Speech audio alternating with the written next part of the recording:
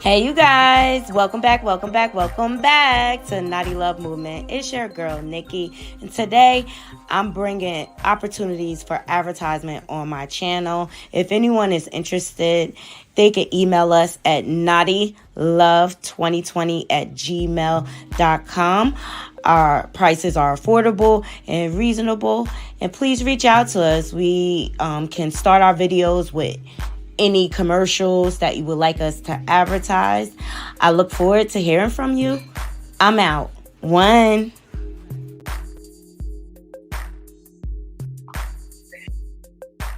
Good morning, Naughty Crew. Welcome back to my channel. Hold on. I was watching Sisters. I'm trying to like this season of Sisters. It's hard. Good morning, Naughty Crew. Welcome back to my channel, Naughty Love Movement. It's your host, Nikki. Bring you the latest and trending topics. And I vlog my life. I have no voice because I was out last night. I had me a good old nasty good time last night. It was an unexpected good time.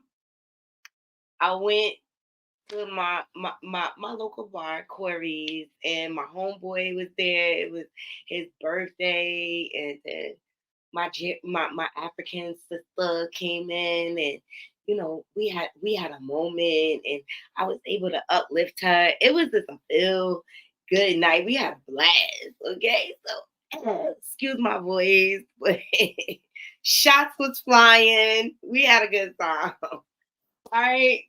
So today we're going to get into DL Hughley's response to Monique. Okay, may a hit dog holler.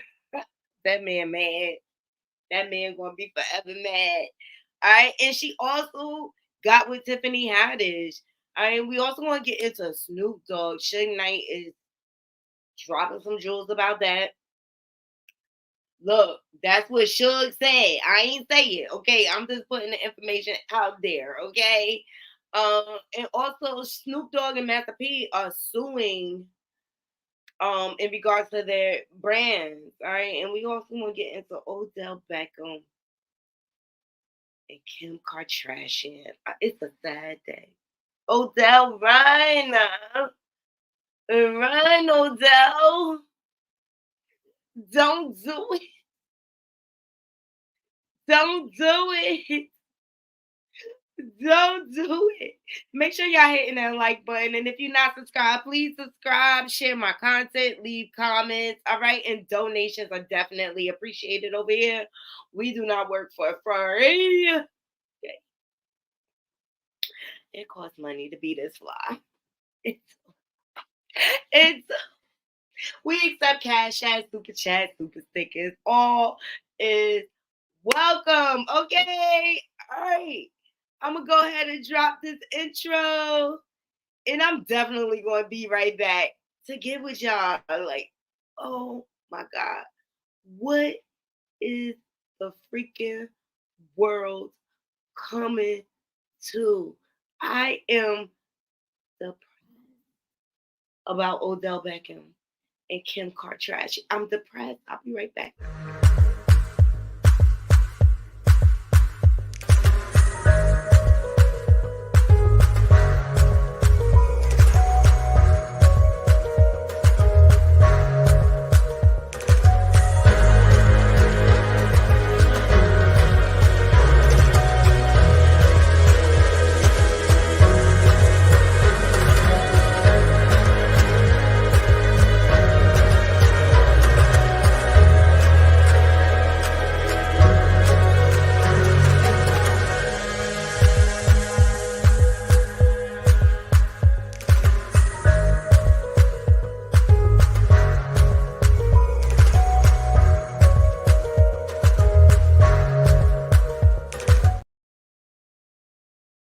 Yes, child. Good morning, Juby Buggy. Good morning, Miss Cosby. Good morning, Bright Eyes. How's everybody doing? How's everybody feeling? Yes.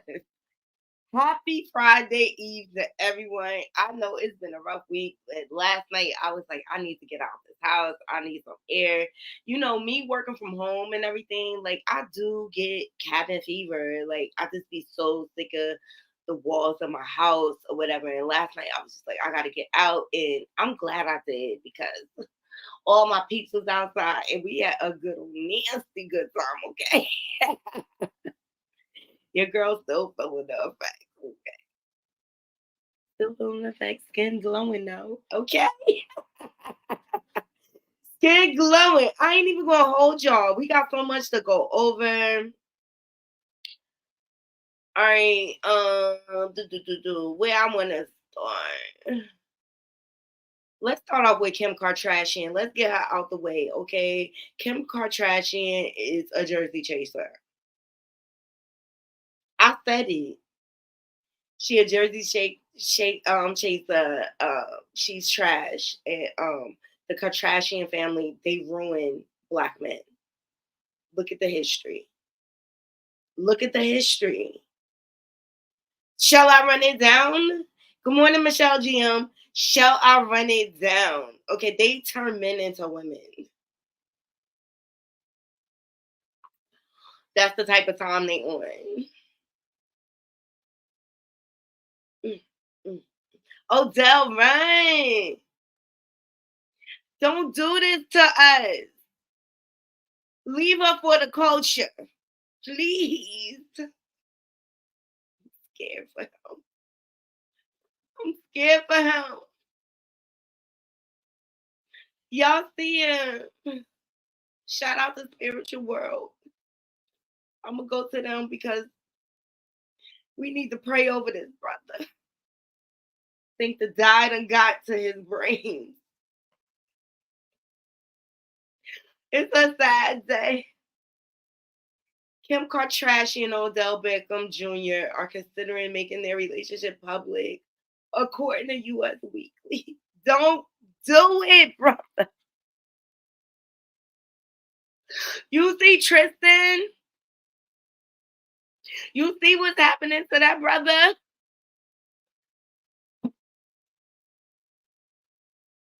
Look at Kanye. He is unhinged forever for dealing with that demon.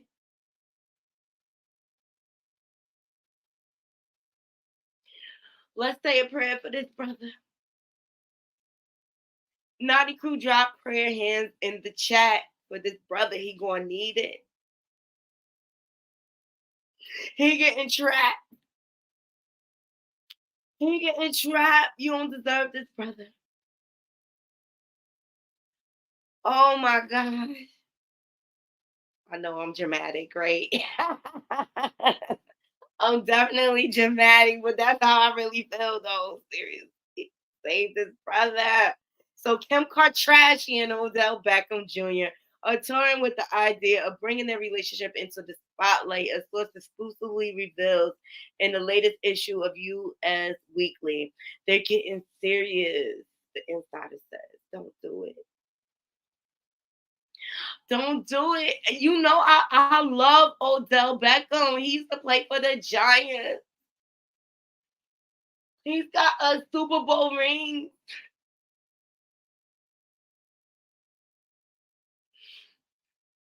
I can't even get through the article. He's got a Super Bowl ring.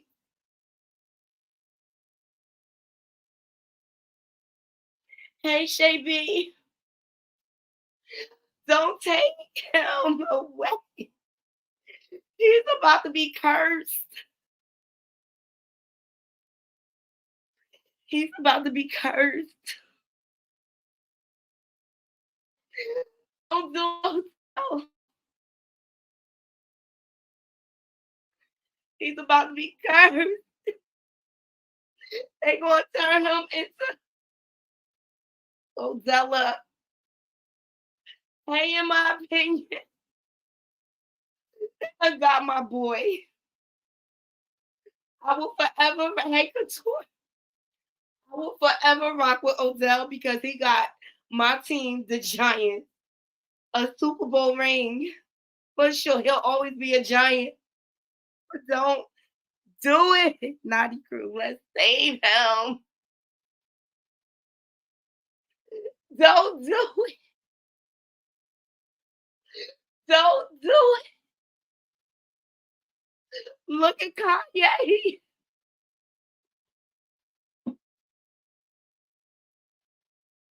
Look at Bruce Jenner, now known as. I'm sorry, y'all. I'm just so dramatic. Hey, do right. Hey, in my opinion, we gotta pray for this brother. He got with the car jack. He got with the car trashy. Y'all know I love the Giants. I'm East Coast all day, and I always rock with Odell. But on this decision, brother, you need prayer. Don't do it. Odell, run. Odell, don't get hit. You ever been swallowed up? Swallowed up. Don't do it. Don't go public. Treat her like the horse she is. I'm sorry. I'm on one this morning. If they turn men into women, oh, yo, say prayers for my homeboy. Please don't do it.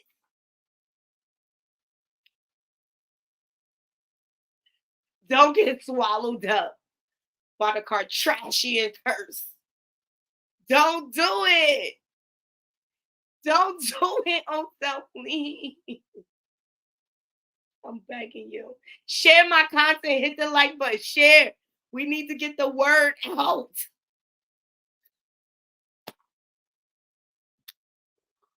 Oh my gosh. Hey, Toya girl. Hey, y'all. Just don't.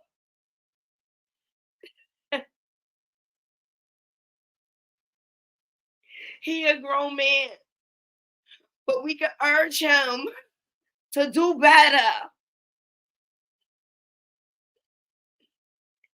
We can urge him to do better.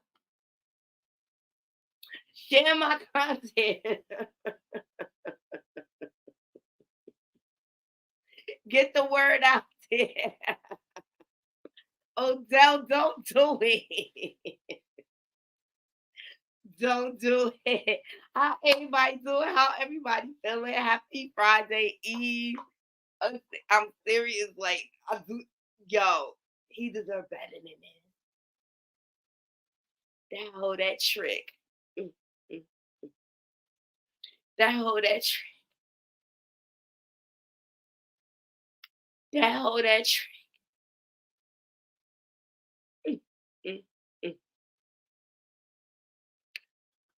So Monique, she done burnt down the house. She done went to Club Shay Shay.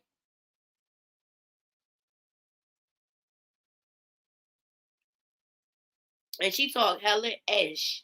She talked hella ish. She talked hella ish about DL Hughley. She talked hella ish about Tiffany Haddish. She told name. She burned down the house.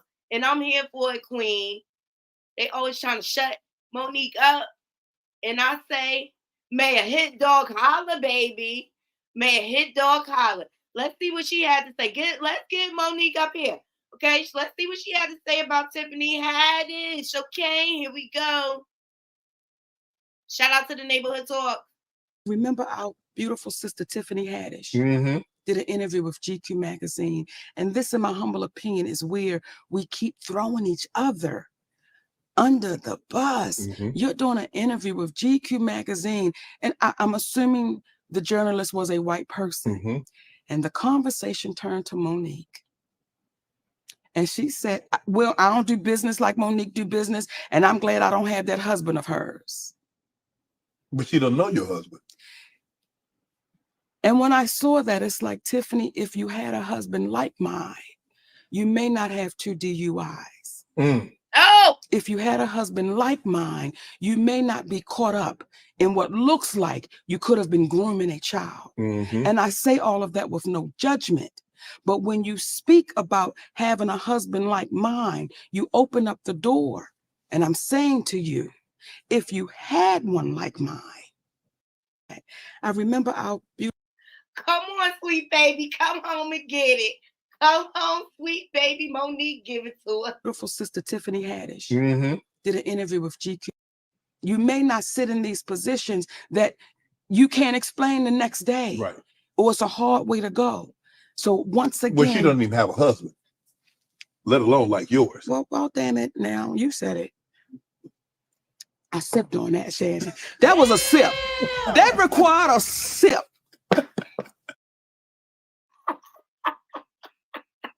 You may not sit in these positions that you can't explain the next day. Right.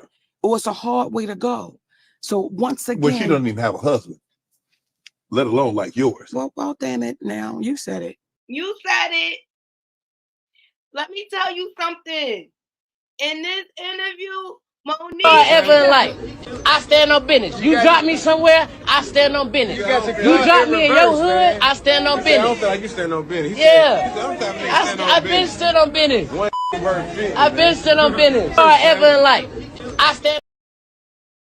She stood on business. Okay? She stood on business. Yes, Couture Baby. It's just a little friendly shade, okay? Oh, palm trees.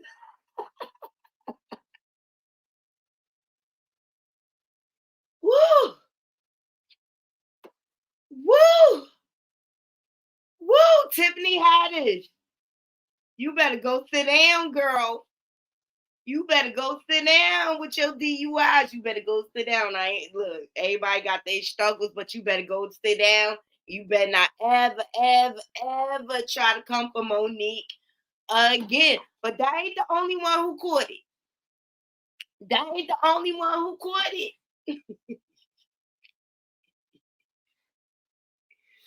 That ain't the only one who caught it, because Monique was on fire. She burned down Club Shay Shay, okay? Let me see.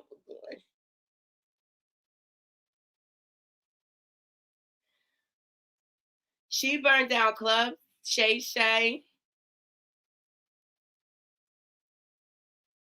And she got with D.L. Hughley too. Hold on 1 second. Oh my God. She got with D.L. Hughley. She got with Tyler Perry. She got with freaking Oprah. She got with everybody. Like, don't play with her. Don't play with it. Don't play with it. Don't play with it. Don't play with it. She said, I'm not playing with y'all. She said, I am not playing with y'all. I think Monique need to go on tour with Cat Williams. I swear. She burned down the house. She burned down the house. Hold on, y'all. I'm sorry. I'm trying to find the clip. But Club Shay Shay, they brought up, you know, the whole incident between her and D.L. Hughley, you know, the headlining situation.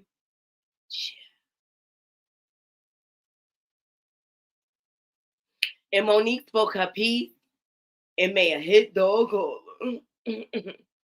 Made a hit dog collar. I'm sorry. I think I did not save it, but that's basically the preference. And let me tell you, D.L. go on the roster with Diddy, Nicki Minaj. He responded ASAP. She even spoke of Taraji Henson. All right, like, it's crazy. I got DL's response, and he was mad. He was mad.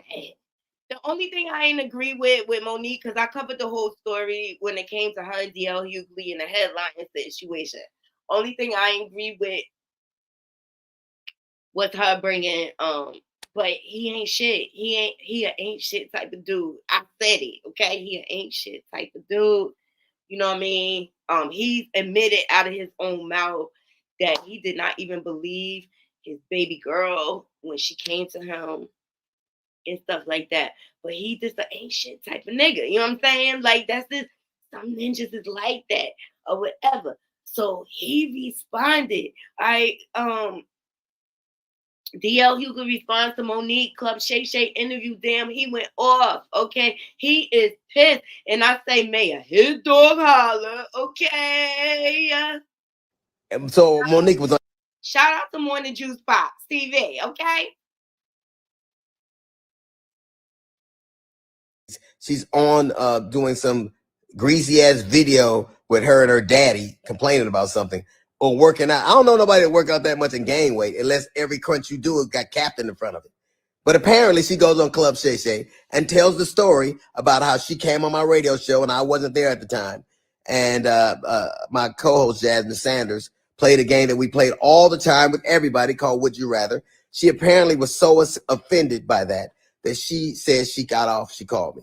Monique did, and she said I was very dismissive, like, Monique's a liar. When Monique did call me, I heard her complaints. I listened to her and I pulled the segment. So if I had been as dismissive as she alleges I was, that segment would have aired. It didn't because I respected her wishes. She's a liar. It's also befuddles the shit out of me how somebody who as a comedian talks as much shit about everybody else as she does. So Monique was on. Every time I see Monique these days, she's on doing to be offended about anything as much shit as you say about people. Then she encouraged everybody, allegedly it stems from the fact that I used to always talk shit about her on video after video, and she encouraged her sweet babies to look at the video and find them. Do that. Do exactly what she says. And you know what you're not going to find? You're not going to find any evidence of that because Monique is a fucking liar. She's lying about that. But what you will find is Monique talking shit about some alleged contract dispute we had. Look at the ticket. It says DL Hughley, then Monique. She knows the story. But what she did in response to that, she talked about my dog, my wife. This broad even brought out my daughter's personal trauma. My daughter was molested, and Monique brought that shit out and told the world that I allowed my daughter to be raped in front of me. The lying motherfucker. She knows she was lying. And it only stopped when everybody from my family checked her. It's interesting. You know what else you won't see Monique doing? You won't ever see her to be offended about anything as much. You won't ever see her with her family, videos with her children or grandchildren, because nobody fucks with me. How do you have sweet babies when your own babies don't fuck with you? How do you love us for real when there's no evidence of anybody loving you for real, except your daddy, who you apparently have to pay? And FYI, daughters are paid for by daddies, not daddies who get paid by their daughters. You know what else you won't see Monique doing? Telling jokes. Monique, if she'd have spent as much time actually writing jokes and writing her Netflix special as she did complaining about not having one, it wouldn't have been trash. It got the worst reviews of any Netflix special in history because that's what Monique does.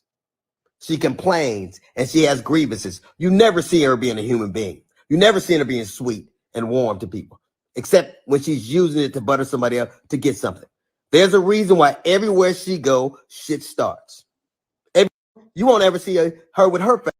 How is it that nobody fucks with you, not even your family? How do you, I was on the road getting it. I get it every goddamn week.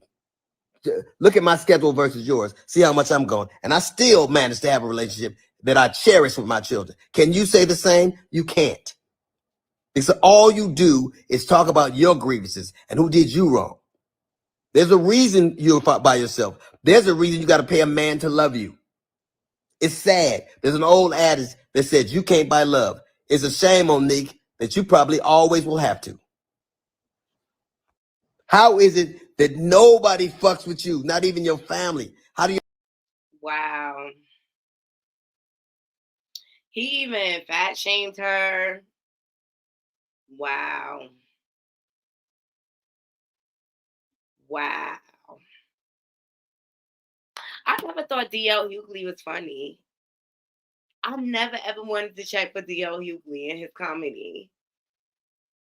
Y'all let me know in the comments. Yo, man, his dog hollered. Like, it is on. Did y'all see Monique Netflix special? I saw it. Ooh, he's jealous. Essence is like...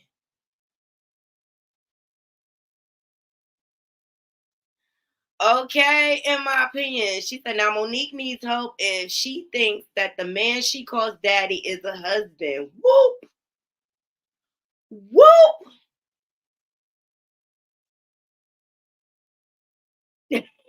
Juby Bucket said, whoop!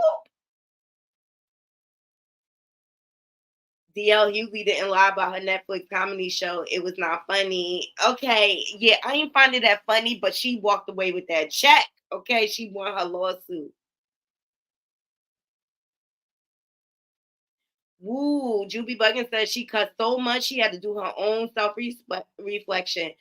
Essence said, oh my God, he responded fast. He did. I told y'all. He go in the record book with Diddy, Nicki Minaj, and now we at DL Hughley. We add DL Hughley to the freaking mix, okay? The Essence said he's a punk, but I ain't been checking for DL Hughley comedy. I haven't. The Essence said bye DLL. He trying to get on Club Shay Shay. The Essence says he is jealous. Almost 4 million in views. What you talking about, in my opinion? What's 4 million in views? Can we talk? Oh, you want to drop the link? Okay. I'll drop the link. No problems. Come on up, the Essence. Make sure y'all go to our homegirl channel.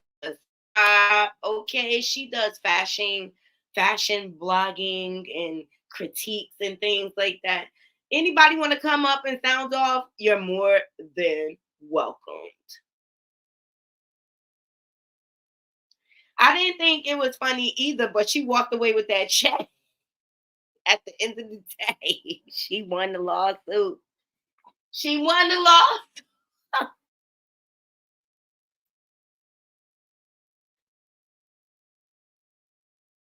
Oh, he got 4 million views on it. Club Shay Shay is on fire. And I feel like he's setting the precedence for podcasts to come. Hey, y'all. Welcome to the panel. Hi. Good morning, Queen. Good Who wants to morning. sound off first? Hey, my beautiful, sweet babies.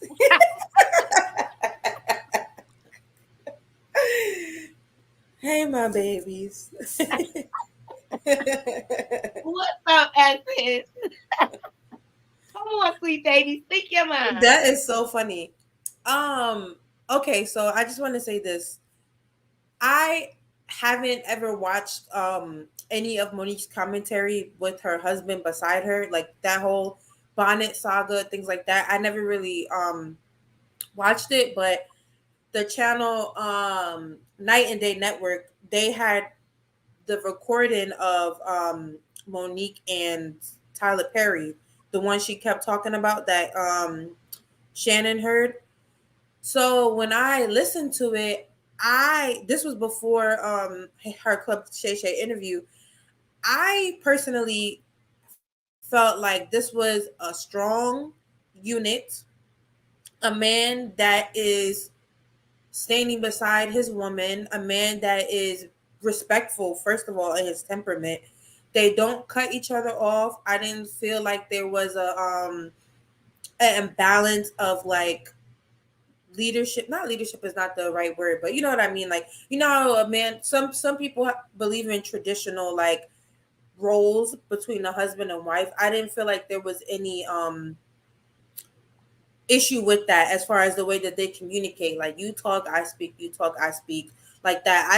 I personally felt like they had a strong union and communication style just based off of that one interaction. So when she did her interview and she talked about her husband, I hope they're married. Are they married? Yeah.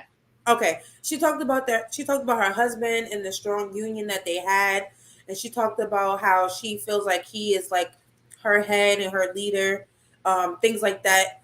And I feel like that's very healthy personally. It seems very healthy, the relationship that she has with her husband, and that's why I wanted to come up, because I feel like Monique is in a healthy relationship, a healthy marriage, and most people don't really get to experience that anymore in the Black community. I feel like if they were like Asian or I'm gonna just or Indian, like, you know, there's certain cultures where you're used to seeing like a man and a wife, husband and wife, and there's traditional roles and things like that. So I know it's taboo, but I feel like it's not.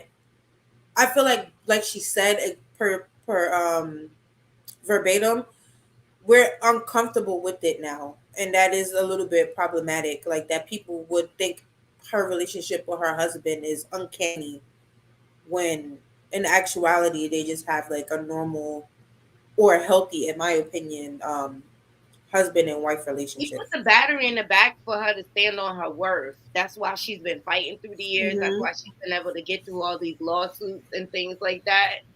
Say what you want about him, he supports his wife, you know. And what I didn't like about D.L. Hughley's response, I didn't like the fact shaming. Don't, but I you know, because they already been through this whole process of going Mm-hmm. back and forth and hitting low blows at each other. All right, when it was the whole headlining situation, right? It was like 2 years ago that all went down. And you come back with, like, you talk about her marriage, you talk about her weight and things like that. That's the exact thing she spoke on in Club Shay Shay. She was like, you know, nobody wanted to hear my message because I'm dark skinned, I'm fat, okay? Or whatever. So, you know what? Monique, burn down the house every chance you get. Hey, in my opinion, what's your opinion? I know you got something to say. Well, I'm glad you asked me what mine is because let me tell you something, okay? If y'all think that man she called daddy is what a good husband look like, it's not. He just trained her very well, and that's the problem. You got to know when a man is training you, and he trained her to essentially go against everybody she's ever had contact with. Notice Monique falls out with everybody. And She that's does. the reason why people wasn't in a hurry to jump on her side when she started talking, because Monique has this thing of this man when he say something, she take it as law. Wow. Well, I can I get say? Mhm. I get having let me tell you something. I have a healthy marriage, okay? We both have our opinions and we can talk about it respectfully and we come to a conclusion together. That's not what Monique and her husband have. He tell her what to think and she thinks it. That man came into this marriage with nothing and has been leeching off of her and ruining her, essentially. She did all that, suing Netflix, talking about they were stopping her from making the bag. When she got that Netflix special, I was sitting there watching it. I ended up cutting it off because it wasn't funny. Okay? When she went on the comedy tour, people was talking about how they hated they spent the money to go to the comedy tour because she wasn't funny. That's because that man has taken everything that we used to love about Monique out of her. Hmm. Good point. I I love the haven't challenge, in my opinion. I haven't, like I said before, I haven't really experienced them together as far as like um commentary and things like that, because I know that they do often do commentary and videos together. I've only heard the Tyler Perry phone call, and from just that alone, I don't see what people see as far as him being like domineering or her being submissive in that way. I see a team personally. But there was something that you said. Also, I feel like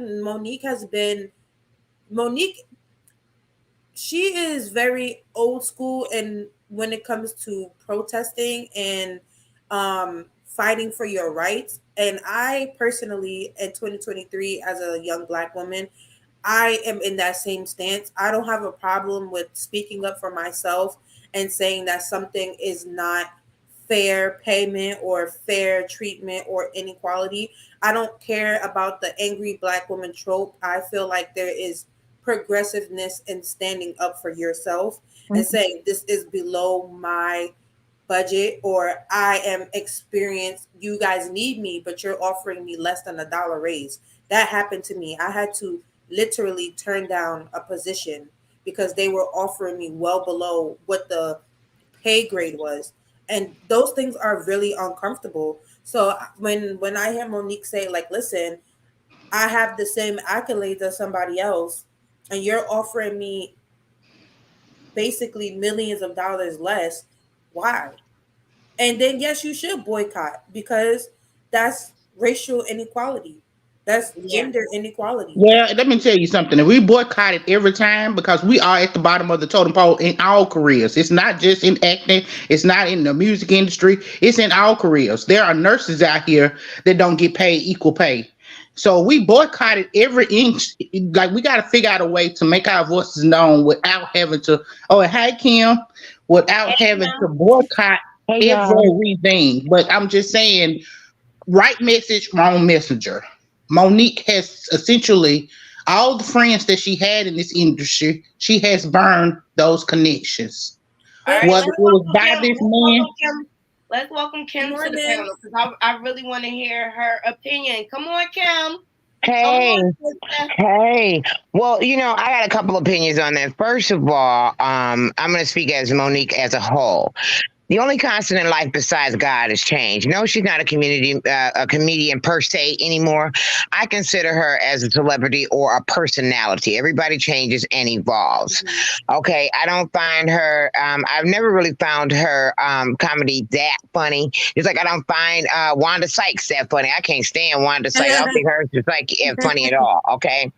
But I'm going to tell you something. I came away with a newfound respect for her. I know a lot of people talk about people's you know, they talk about her marriage and everything, but however she do her marriage with her and her man, that's her business. You know what I feel?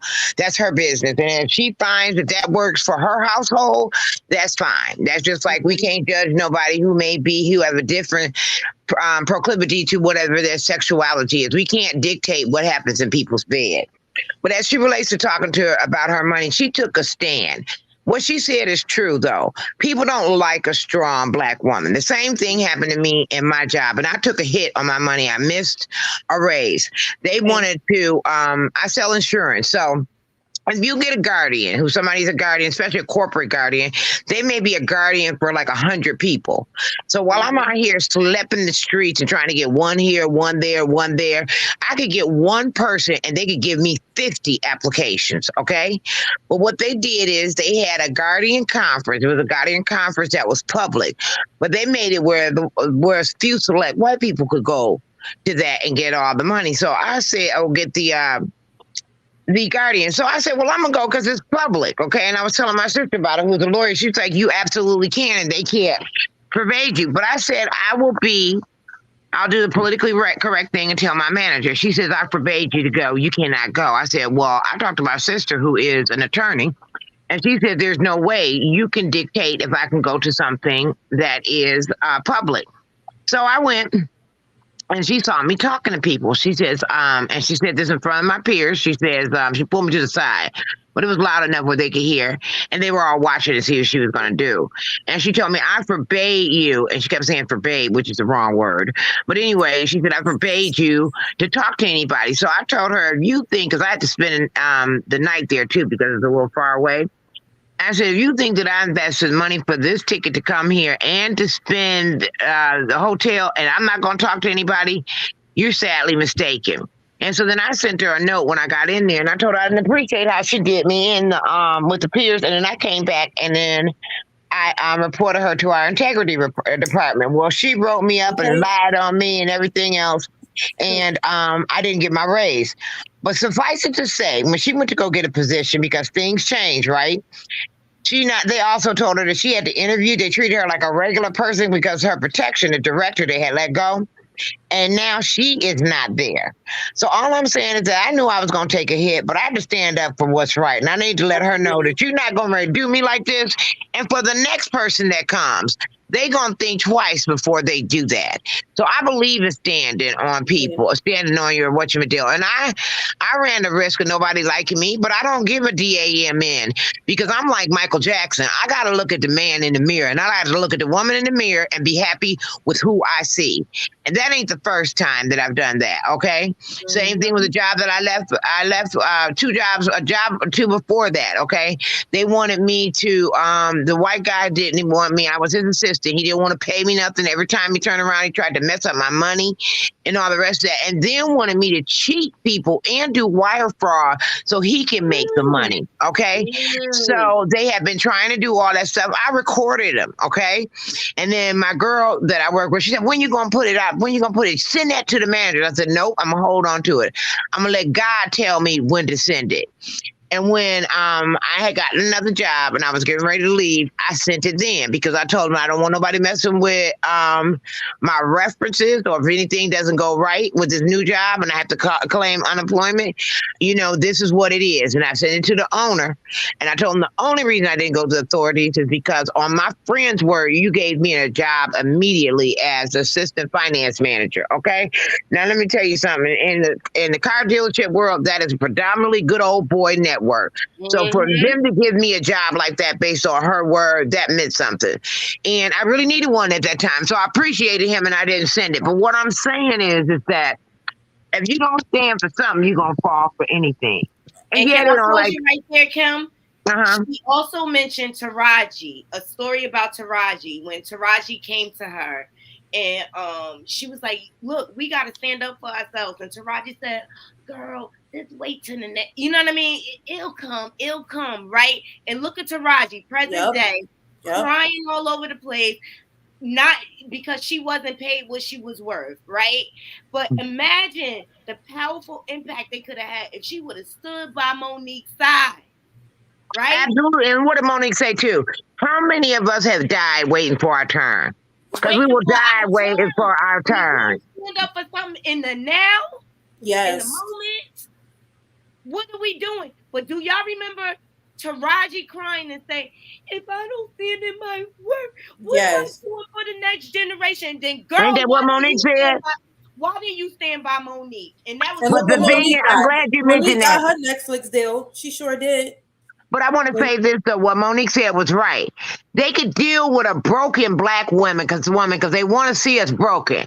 They can deal with that. Now, I don't know if that, but that don't mean Taraji going to get no more money. And the only person that came out publicly and said they would give us some more money was a brother. Okay. It wasn't the white people that have all these studios. Okay.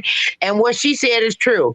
They don't want to see a strong black woman because that's what they never want to see, a strong black anyway. That's where buck breaking came from. Because when you strong like that, they got to break you down so you know who is boss. You ain't nothing and you too proud of yourself. Who do you think you are?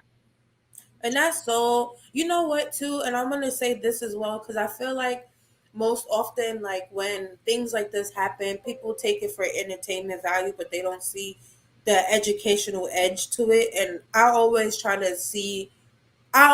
listen to things with the intellectual mind per se. And she said a lot of things and correlated to our history. And it is Black History Month as well as our present, because for example, the part where Shannon said, why would you record him? You know, she kind of got into him just a little bit because she's like, why is that your first inclination to ask me why I did something that would prove me to be not only a victim, but also to prove that he hurt my family, my finances, my career. He basically defamed her, in my opinion. And, you know, he heard Tyler Perry literally admit to it. And he's going to ask her, why did you record that man? That's the thing about it. Like, and then Monique goes back to say, like, this is why we are where we are now as a people, because we see things. Sometimes we don't see them with the clearest lens. If that makes sense, like we don't see things the clearest lens. We're conditioned to see it certain kinds of ways. So I think Monique did a great job at educating us as well to like why we are the way that we are psychologically. I want to say something to your point because you're right when you say that, but there's an old Asian proverb, and it goes, "A nail that raises its head gets the hammer." That means that if you raise up and you go against something, you don't want to get hammered down and beaten the dang on head. Okay? Mm-hmm. And that is the truth. And that's why over there, a lot of them, they make collective decisions. Before they make a decision, nobody stands up. They make a collective decision, and then all of them stand on that decision together. So this way, no one can raise their head and get the hammer because it's all collective. And if you think about it, it's strength in numbers, okay? Yes. So that makes sense, doesn't it? So the nail that raises the head gets the hammer. So I'm just saying is that when it comes down to what they're doing in Hollywood, they ain't never gave anybody anything. When she told about that lady who got a Coca-Cola and $5, yep. That was, and that's what's been happening with us. You know what I mean? Mm-hmm. And a lot of times, who was it? Mahalia Jackson. That she couldn't even sit where she sang at. But who was it? Marilyn Monroe said, "No, you're gonna come and sit with me." Okay, so she couldn't. Ella Fitzgerald. Oh, thank you, baby. Ella Fitzgerald. Get your mama right. That's right. Get your auntie right. Look, history is history. I'll tell you that much. And most people don't even know about that. So. And repeats itself. So we really have. So we have to stand for yourself, and even if it's not going to, and I understand what, in my opinion, was saying that if the boycotting and all the rest of it. But even if you just do it for yourself, and it doesn't even help the culture. But you do it for yourself. You got to feel good about yourself. Now, when I didn't get my raise, don't tell me to think I wasn't pissed off. Okay? But the bottom line is, that's not what I was saying. That's not what I was saying at all, though. Go ahead, in my opinion. Go ahead, make That's not what I was saying at all. Because let's be clear, this ain't the first round person that have said they've been mistreated in this industry. I've seen out a whole bunch of women that have spoken out at different points in their lives, and they didn't have anybody standing behind them. They spoke out and they said what they had to say. My only issue is the only time it was an issue was when it was Taraji and Monique. The only time we had any smoke was when it was Taraji and Monique. When Angela Bassett spoke out about it, it was no issues. When Cicely Tyson spoke out on it, it was no issues. It wasn't no change neither. This is what I'm saying. If speaking out is not helping anything, now we need to figure out a better way to do it, because speaking out is doing nothing but dividing us even more, because you have people on this side that say, well, why are you doing it if you ain't getting paid? You got people that's putting people down or blackballing them from the industry for speaking up for what it is. You shouldn't be blackballed just because you're speaking out. So if it's not working this way, we have to figure out a way to make change happen. You can't just keep sitting here and saying I'm not going to work in a profession that I love just because I'm not getting equal pay. So if it didn't work for them, and that happened years and years and years before, then what is the change that needs to happen to make the change that we need? You're right. Viola Smith just spoke out too, and you're right. Nothing happened when she said that, because remember she said that they call her Black Meryl Streep, but then she talked about Meryl Streep's salary. That's what I'm saying. But everybody has been speaking out over it. It's only an issue when it's people that are problematic, and then they make it an issue and they divide our community because you have fans and you have people that don't like people because of certain stuff that they've done in the community. That's what I'm saying. All I'm saying is Monique burned her bridges. And it seemed like she only burned those bridges after she got married to this man, started calling him her daddy, and started doing the craziness that she did because she burned friendships. She was like, you should be listening to him because he's a smart man, and people was like, we understand that, Monique, but we're friends with you. Why does he have to come to everything with you? Because that's her manager. Okay, so shout out to In My Opinion for sending me this article through Vibe magazine. 9 Black actresses on pay inequality in Hollywood. Taraji, Monique, Viola, and more. Okay, all these women have spoken out about this situation. We got Keke Palmer up there. We got what's her name? Oh God, I forgot her name. It'll come back to me. Gabrielle Union. Taraji P. Henson, Viola Davis. Let's see what this article is saying. Pay inequality is a global issue affecting women and marginalized communities for centuries. Even in 2023, the pay gap between men, women, and people of color couldn't be more blatant. With Taraji P. Henson's recent calling it out within the entertainment business. I'm just tired of working so hard, being gracious at what I do, getting paid a fraction of the cost. Quoted by Taraji. So she got emotional about that. And when she sat down with Gayle King, she said, I'm tired of hearing my sister say the same thing over and over. You get tired. I hear people go, you work a lot. Well, I have to. The math ain't mathing. When you start working a lot, you have a team, big bills that come with that team. We don't do this alone. It's a whole team behind this. They have to get paid. Okay. And here is Taraji speaking out. Okay. And so we remember this clip. And to me, it's just like there's strength in numbers. We have to learn to stand together. All right. Yes. And can I just say this as well, really quick? Because I feel like, when I hear different opinions and things on Monique, I feel like we should have the same level of, and I don't know, the word's not anger, but we should have this. We should be looking at Oprah and Tyler Perry with the same side eye, the same extent of a side eye at that, because they also have the resources to help out. But as Monique said, they're not doing it. They are doing what they have been, how they have been treated. They're treating others the same way. It's the same thing. So they're not uplifting the community at all. Exactly. They treating others the way that they were treated instead of rising above how they were treated and making a better way for the others. That's why when Taraji came out about, and I think Monique is really, really smart, and I think it was intentional. I think she told that story about the black director who had the Will Packard that blew up on the set. I think Yeah. she told that story on purpose because Taraji is telling everyone that she was on the set of an Oprah production and their trailers were not up to par. The food, Monique spoke about an experience she had years ago. So for her, that's basically, to me, her backing up Taraji indirectly. Like, y'all she was doing it y'all are no directly. better.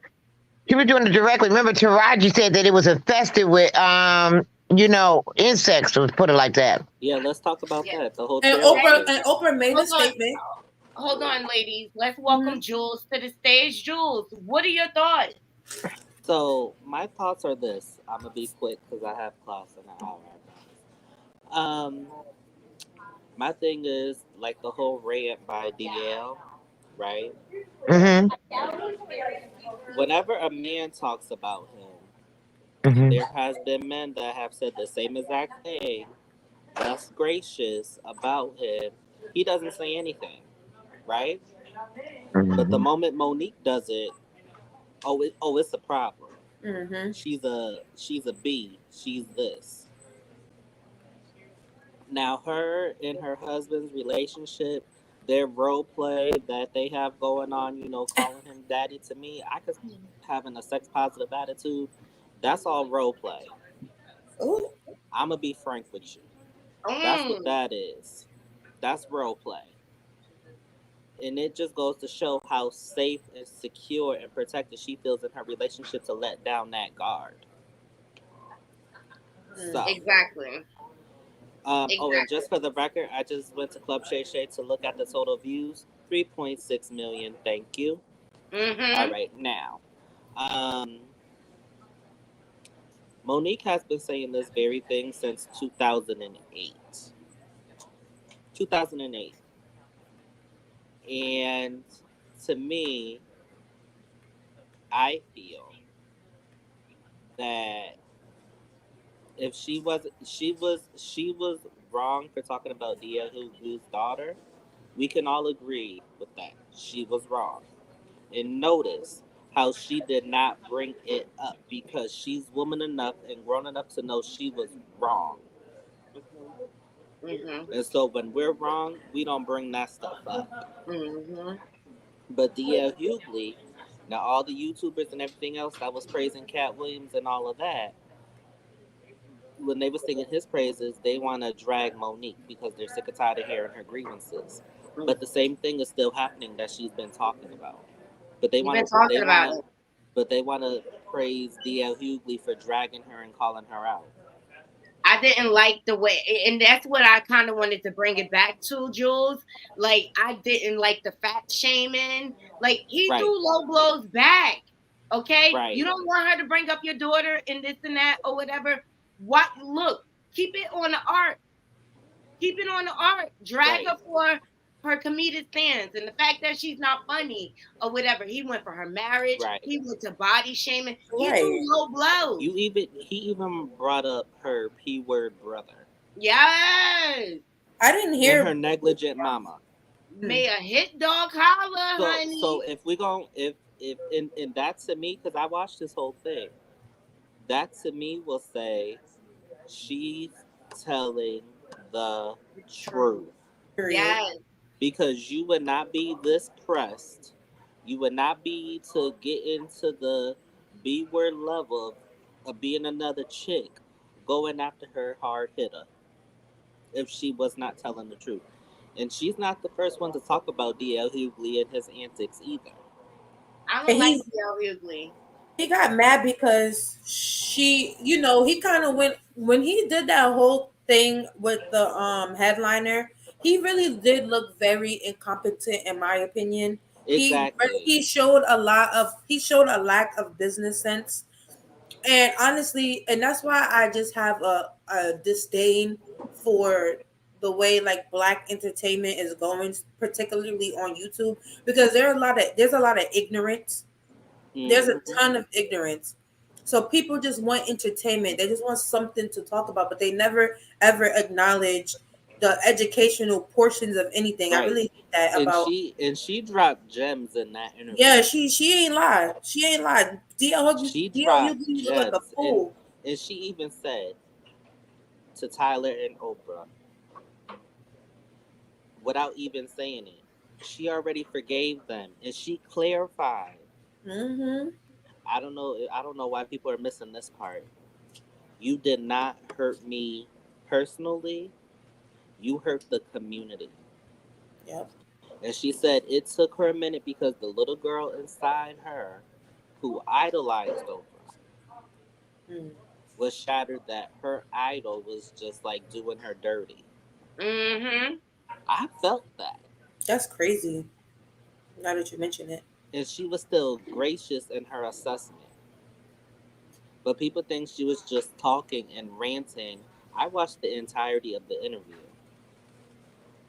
People said she was ranting? Racist who? Oh, I know. You said people said that she was ranting? Some folks, because they don't like her, they're going to say that. I agree with you. Because they don't like what she was saying. Right. And the thing about it is, I know she was telling the truth about DL Hughley because when that whole thing first started, I'm like, okay, well, something's not making sense here. And remember, before her interview even dropped, even though the videotape with Tyler Perry was years ago, it still shows the griminess that's going on. You know what I'm saying? Yes. Mm-hmm. And so it's just like, and she was still even gracious in her assessment to him. Brother, come here and let's sit. Because she said that when her and Lee Daniels, when they decided to really get the whole thing, he publicly apologized. And you know what she said? She was good.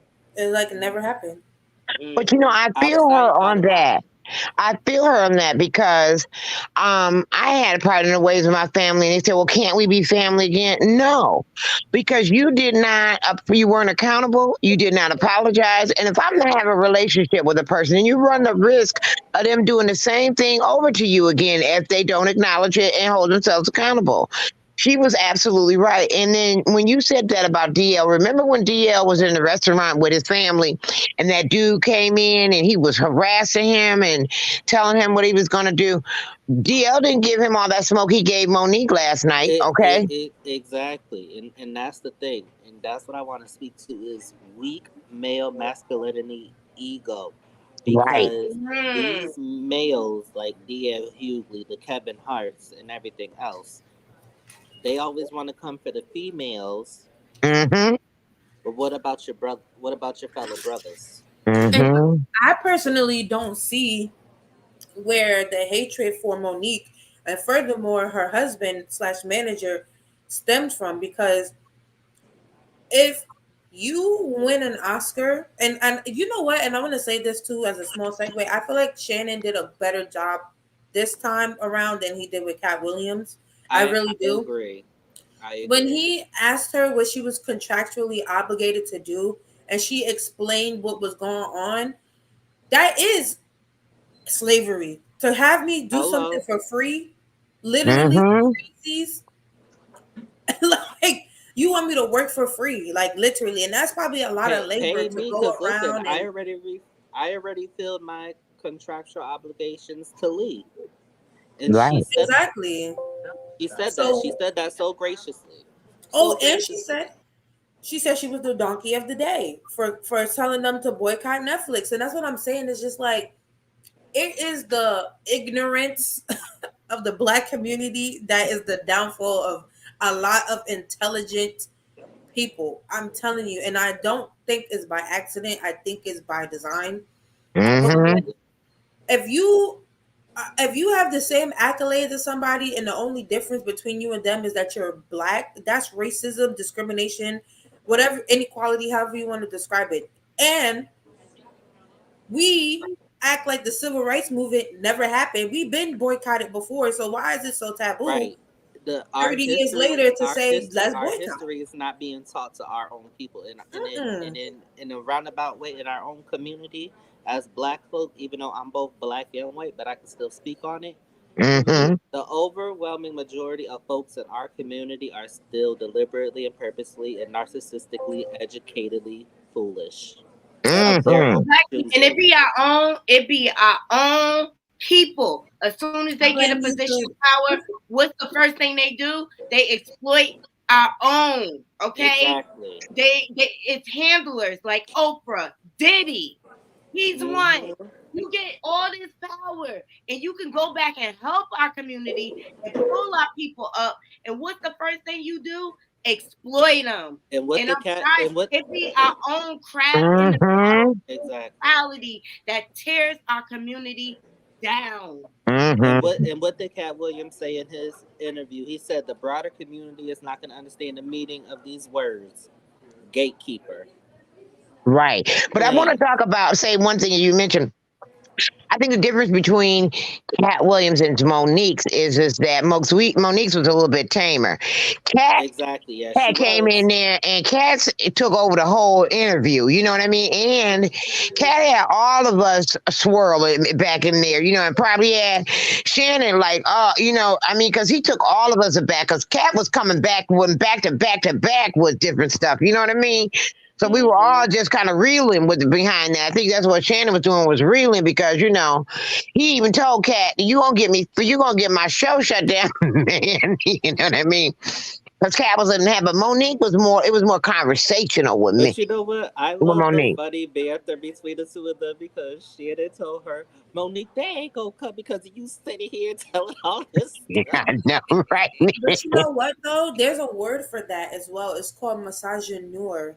And basically, that is the discrimination against a Black person that is specifically a woman. Monique could not have the same energy as Cat Williams. She had to be articulate. She had to be mild mannered, and she knew with a clear thought of mind what exactly she wanted to say, because it's easy for people to deflect based on your mannerisms, based on your just your energy, and I believe that she is a victim of misogyny. What's that name again? Misogynoir? Yeah, so there's misogyny is like discrimination against women in particular, but misogynoir or noir, however you would like to pronounce it, is specifically for Black women. I'm be using that. I'm be using Yeah, that. it's real, and I think she's a prime example of it. She couldn't go in there acting like Cat Williams. Mm-mm. People would have been distracted. They would have never remembered half of the I stuff Mhm. that never she let you said. down, Essence. If she went Well, in there, she would have I been think labeled the because young when black. Cat Williams came, he was talking about all the comedians that had already came on Yeah. Club Shay Shay and was talking about him and lying about him. So he had a grudge. He was coming to fix the errors that people were lying on him.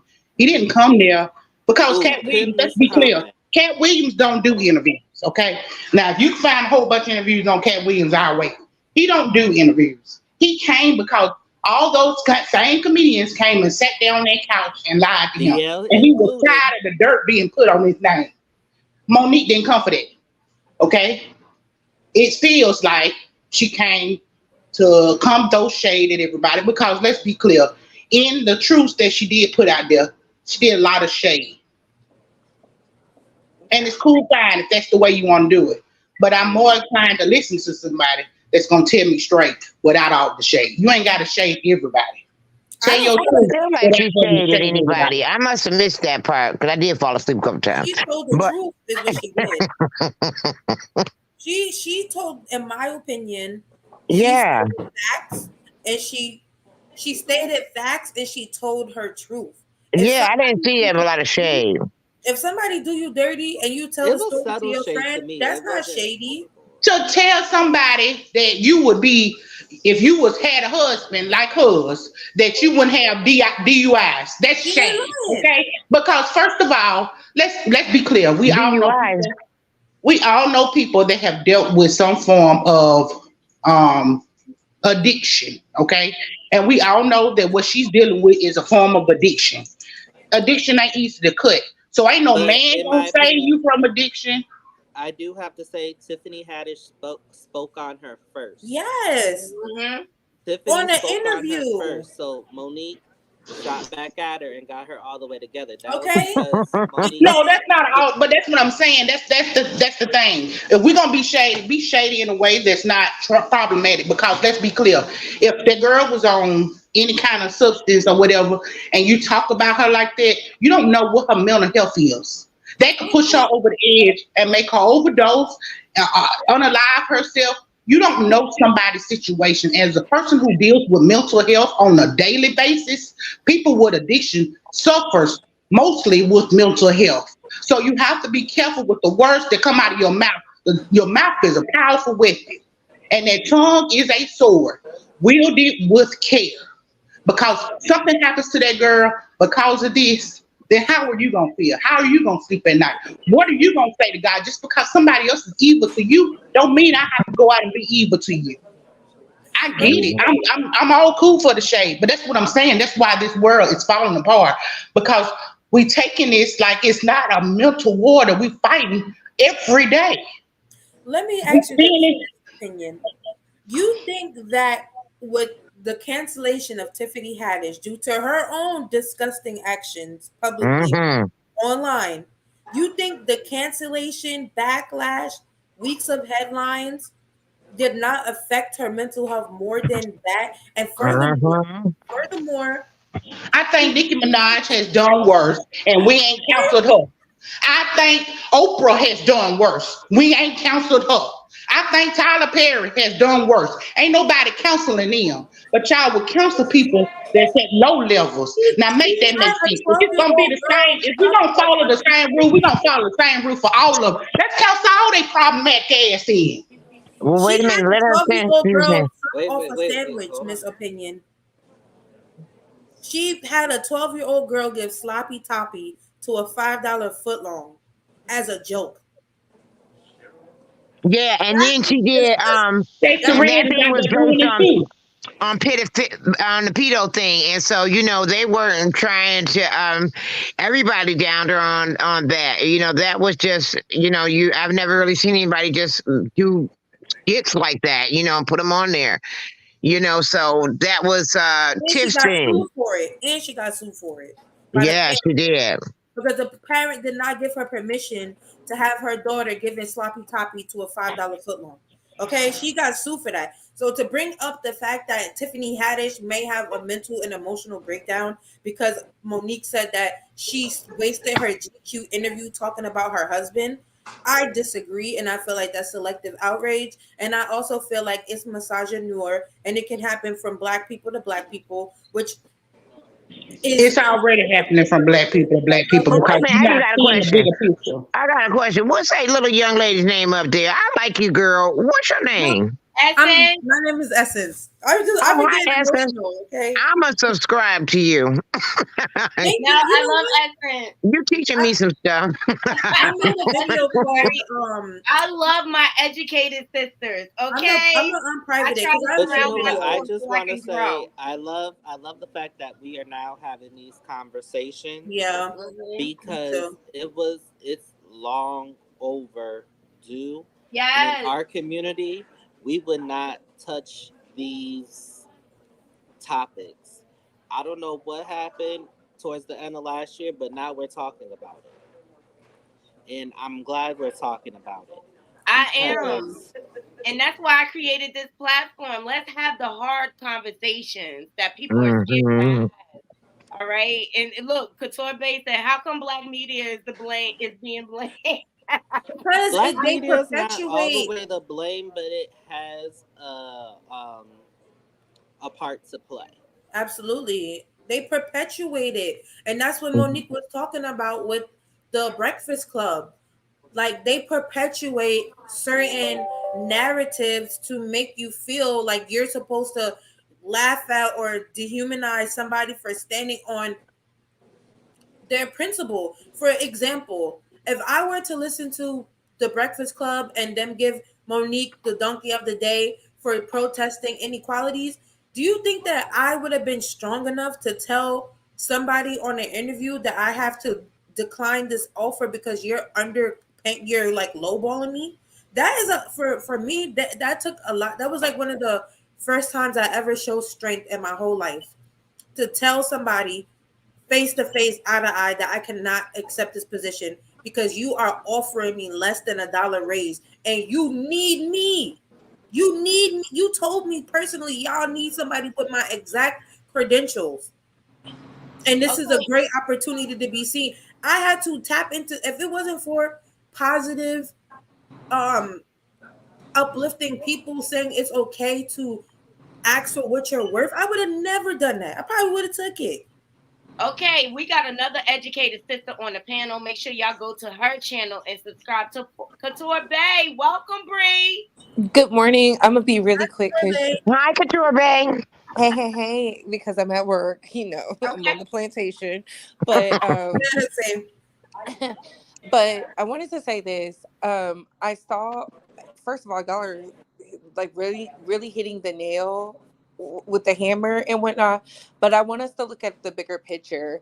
It's not black media, it's black content creators. Because if we really think about it, a lot of the black media is, we don't get the advertising, we don't get the funding, we don't get the same resources. Say Hence it. why the black creators are on these white corporations, i.e., the Charlemagne the Gods, etc., etc. That's why so many people are anti Al Sharpton, because he likes to tap dance and for the highest bidder, I'll be on the private jet and parlaying in the Mhm. sand and whatnot. So when we really look at it, is it black media? No, it's black content creators. The black media is the people like Naughty Love, the Essences, the myself, and the rest of the creators up here. When we do talk about it, we get beat up, but then we see our same talking points on some pale male or woman, and y'all, the same people who beat us up will be in the comments champion them. Yes, girl, you hit them points. Okay. And you're like, really? Really? You really let this woman or this man gentrify our tea, our fried chicken, our sauce, our vernacular, and you going up for this? And that's where I have the problem. Everything Monique did, she was standing on business. I Hey. applaud her. She really said the names, and that's why, as a barb, I could Boom. not get with Nikki, because you have all these people who are coming against you, but you scared to say their names. I said at the Mhm. top of 2024, I don't care who it is. If you don't mention the name, if you don't mention the corporation, I can't stand behind it. How can I help you succeed in whatever you're doing and you're scared to say who it is. That's why I went up for Megan. Megan said the people's names. She said the corporations. She put them out there. And there's a whole bunch of other stuff that comes with that. But that's why I stand behind the Moniques. I stand behind the Cat Williams. I stand behind the Ushers. I'm not about to stand behind no Christian Keys and the rest of these people playing tap dancing and the Manassas and Mm-hmm. the fakes and whatnot. Baby, if you don't have Mm-hmm. a receipt for me, I don't know what you want. I'm not supporting you because it looks like to me you're pulling a Cassie, and I'm gonna say that again. You're pulling a Cassie because now that you have to live a real life, you don't want it no more, and you're doing the bidding of someone else to take this person out. And I no longer want to play that game. I've seen it happen since I've been in this space. And I'm not mad at Monique. She said their names. She said the institutions. She put the agents and everybody else. And this is who we need to look out for: the Lionsgates. Okay, number one Mhm. proponent, the Oprahs. The two of Okay, they. the Tyler Perrys and everybody else who the DL Hughleys. You know those people, Well, we and already seen The house the DL. iHeart ninjas. Radios. Al And she kept saying Sharpton. their names. The Al Al Couture Sharpton. Bay. Sharptons, And then she the wrapped it up. Kevins. She wrapped up exactly what you said. Because remember, she told him, she said, "So what your grandmama tell you, Shannon, when you was to tell a lie?" He said, "If you tell a lie, you're gonna get in trouble." She said that meant to That tell the part. truth, right? And so then she was like, "Well, now, like Steve Harvey told me, well, when you tell the truth, there's repercussions." So Mm. it's flipped. So you are absolutely right. So they get mad at her because she naming names and all the rest of that. But tell the truth. You should tell the truth. But now the lie is celebrated where the truth is condemned. Mm-hmm. And They again, it like the goes truth back. only when it fits their narrative. Like I think there's people who've been taken advantage of. Right now, there's a woman who's going against LA Reid and whatnot, and she didn't get any of that support these Cassie supporters are going up for. They didn't champion her. They're not following behind her. They're not Mhm. canceling LA Reid. LA Reid was still allowed to attend the Grammy parties.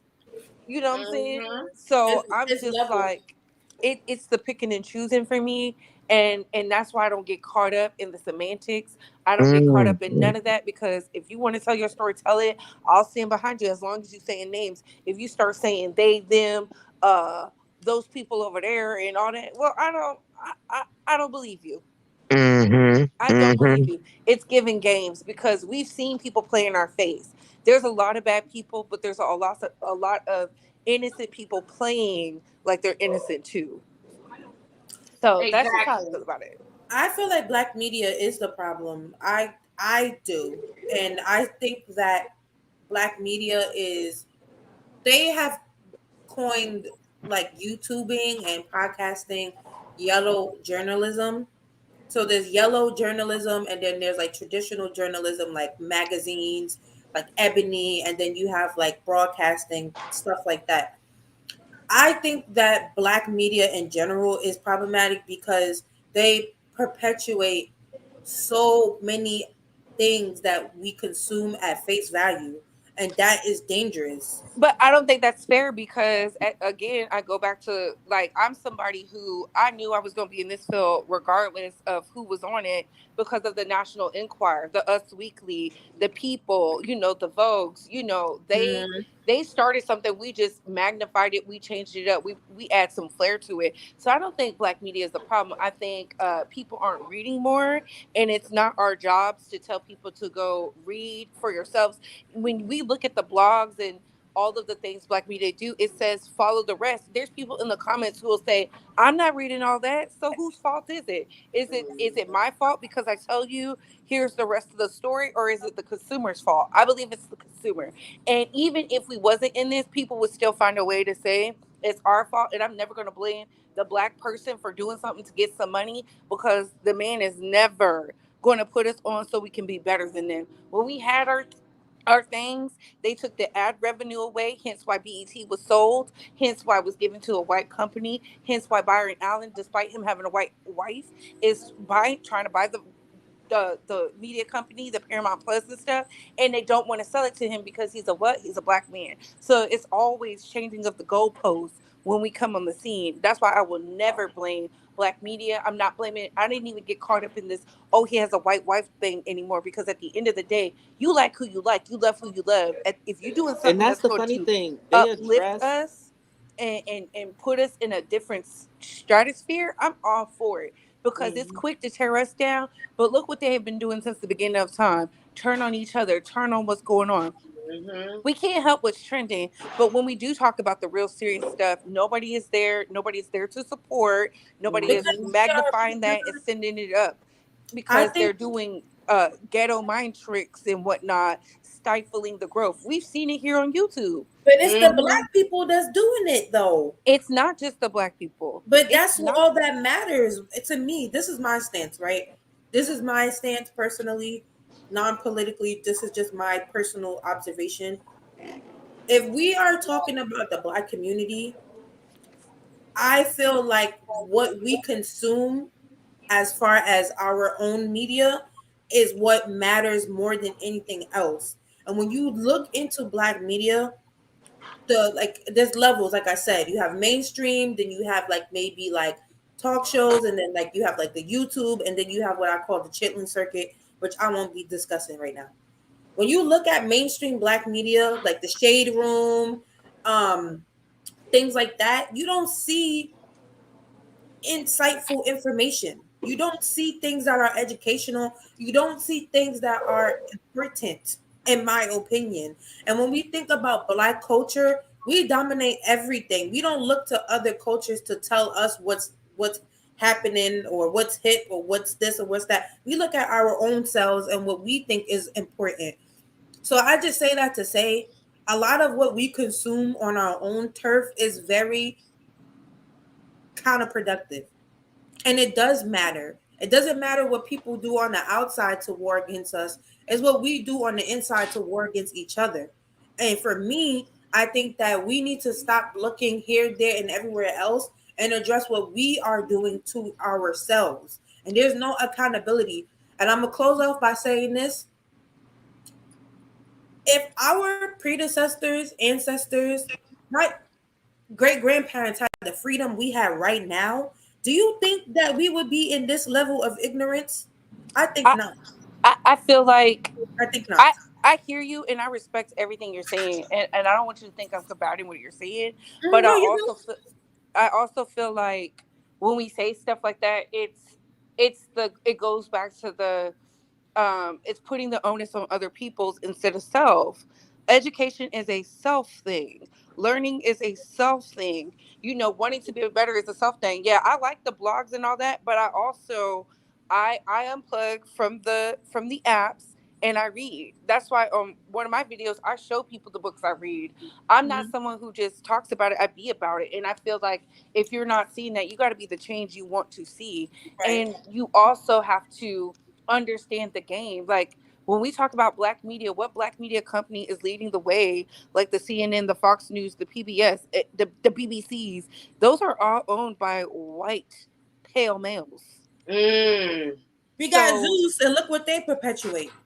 I mean, And we they have the news first too, one, but and that's what I said earlier to my point. Like, as soon as our people get a position of power, the first thing they do and they bring back to the community, they exploit and degrade. Yep. News Yep. Network, they get their bag off of going to the hood. yeah, And but this is the thing. I can't get mad at somebody for doing that because um I know what it's like. My grandfather had to put sugar cane. You know what I'm saying? Down here I call it the Jim Crow South because it's different from the North. I'm from New Orleans, so I know what it's like for my grandfather to pick sugar cane. I know what it's like to see cotton fields, to see slave quarters, all that, and us not act like we're above it. You know what I'm saying? We know what it is. We haven't even been free a whole 100 years from Jim Crow slavery. So I say all that to say this. We have to be the change, but we can't knock the people who do the exploitation. Because that happens in every community. We do the exploitation to us. I know we do the exploitation, but you know what? And this is going to sound so bad. I'd rather us do it than the pale male, because at least I can be like, well, okay, you don't have to do it. That's why I always say if you want better, you got to do better. You got to understand. And and I remember Zeus when it first started out, when he had positive influences and them stories and stuff like that, nobody tuned in. They didn't want it. So that is a overall self thing as well, because we're living in a society where the newer generation, they don't give a damn about nothing. They're literally trying to boycott the Bob Marley movie simply because of the real story of Bob Marley. And I didn't know, so many people didn't know what went down with him and Rita.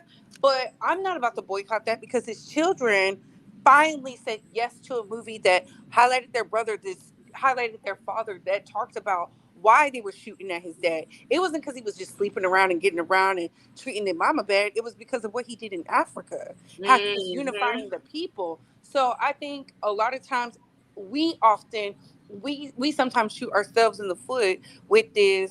We need to be better. We need to be black and blah blah blah. And then it's like, well, okay, sometimes you have to give to get. And I don't think we're there yet. What are we giving to? What are we giving in that scenario? Case in point, the Bob Marley story, why people feel like he was taken out of this earth. A lot of people in Jamaica and in America feel like he was killed because he was unifying the people with sound, which he was. He went to apartheid Africa and had them all screaming one piece on that stage. We have not seen anybody do what he has done. I'm talking about from the Michael Jackson on, what he did in Africa, the way that Bob Marley did. And it's a real documentation. It's a real, if you go look it up. And right now people want to focus on the wife's story. Baby, the story is not about the wife. The story is about Bob Marley. Well, you know what that's called, right? Exactly. And I'm excited for that movie. And that's one of the stories I had saved, Couture Bay. Because yeah, I can't wait to see it. But people want to talk about, I'm not supporting this because he was abusive to his wife. Baby, everybody who knows Bob Marley knows what he was doing to that lady. Everybody. No movie is going to show the destruction of the woman. They didn't do it for Elvis. They didn't do it for Ray Charles. They didn't do it for none of these great pioneers. And I don't understand why we get so caught up on the semantics of things. You can make a whole different movie, but it goes back to, we're just at a different time and we're at different places, and people are at different learning spaces and gaps and resources to where they feel how they feel, and they're standing on business about it. And I can't get upset. I just think, like, if we want something to be whatever it is, we have to be the example. We have to lead the way. We have to move with grace, because I've learned that this year.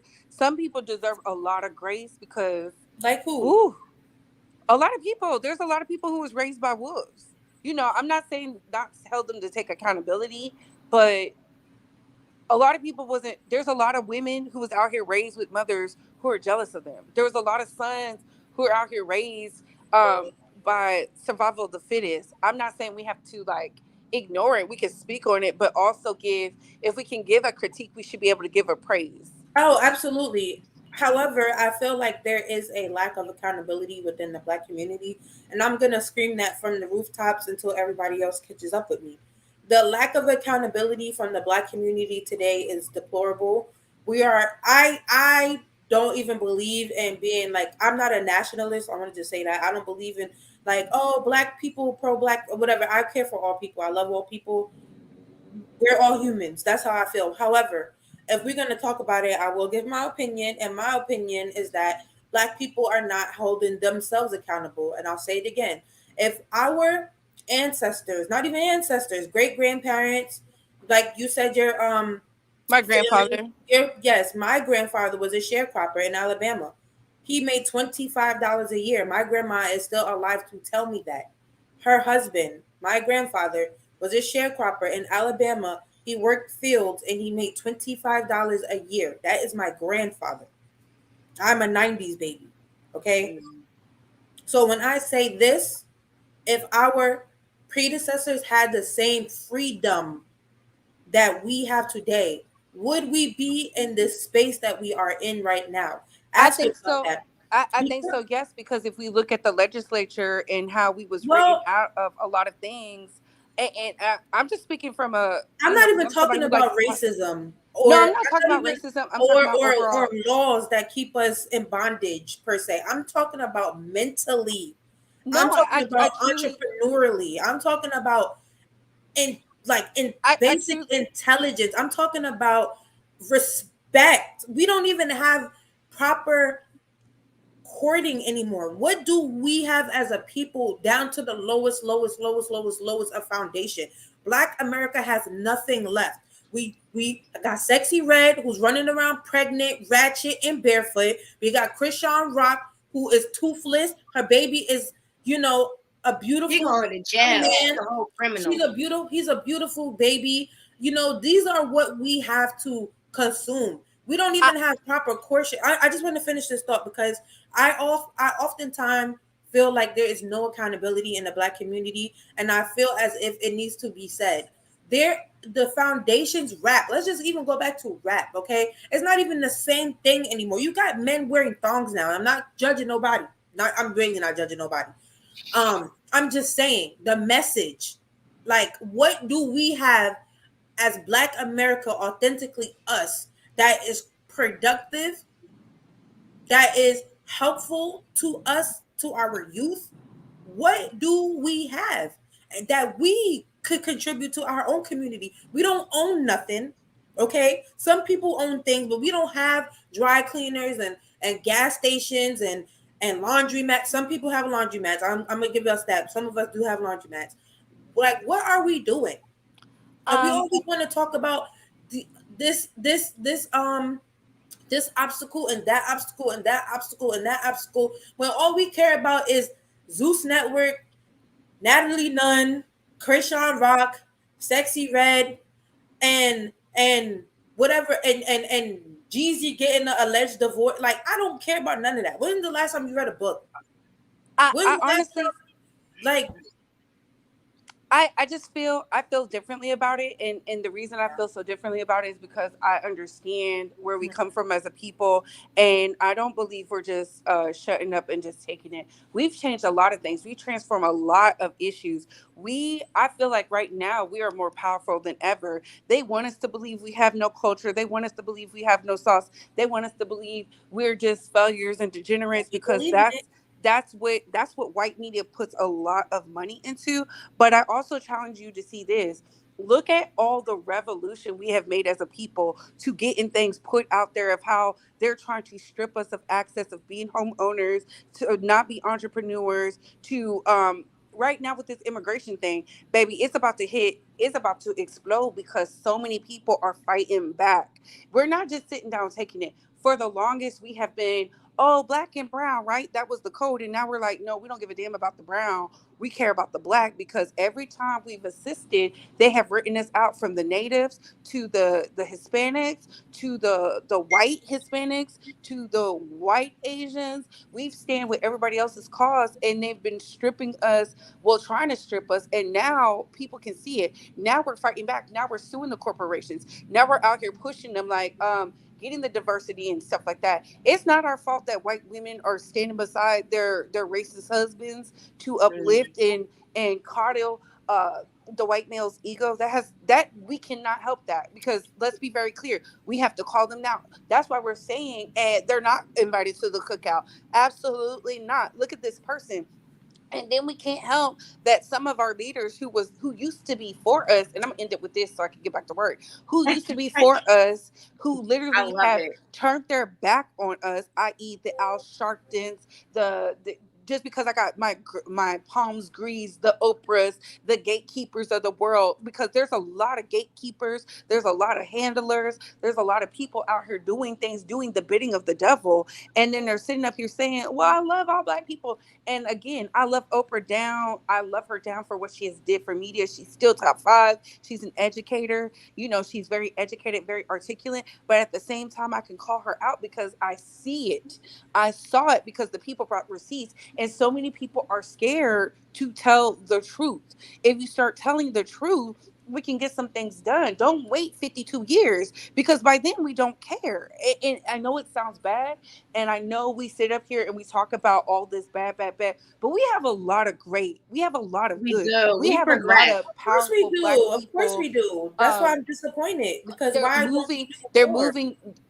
It's when you've been, like, look at what they're doing in Florida. They keep, every time we get closer to making monumental success, they want to change the goalposts. Now they want to make it about immigration so that the white people who are breeding can have some supporters behind them. We know what the games are, and this is why people are fighting back. This is why we're getting better than ever. This is why we're waking up. When Black Lives Matter was on the scene, I told everybody from the rooftops, I said, no, this organization doesn't make sense, guys. And I got pushback. So when we sit up here and say, well, what's going on with this? What's going on with this? We really got to just start, not what's going on with, I'm going to be the change. I said, instead of me pointing it out, let me be the change. Let me tell them what I'm I'm gonna reading. be the Let me tell them change, Bree. where I'm getting this information from. Let me read the books, because it's all in the books. From the slave master down to the entrepreneur, it's all in the books. They telling us what it is. This is what it is. That's why I know the cheat code.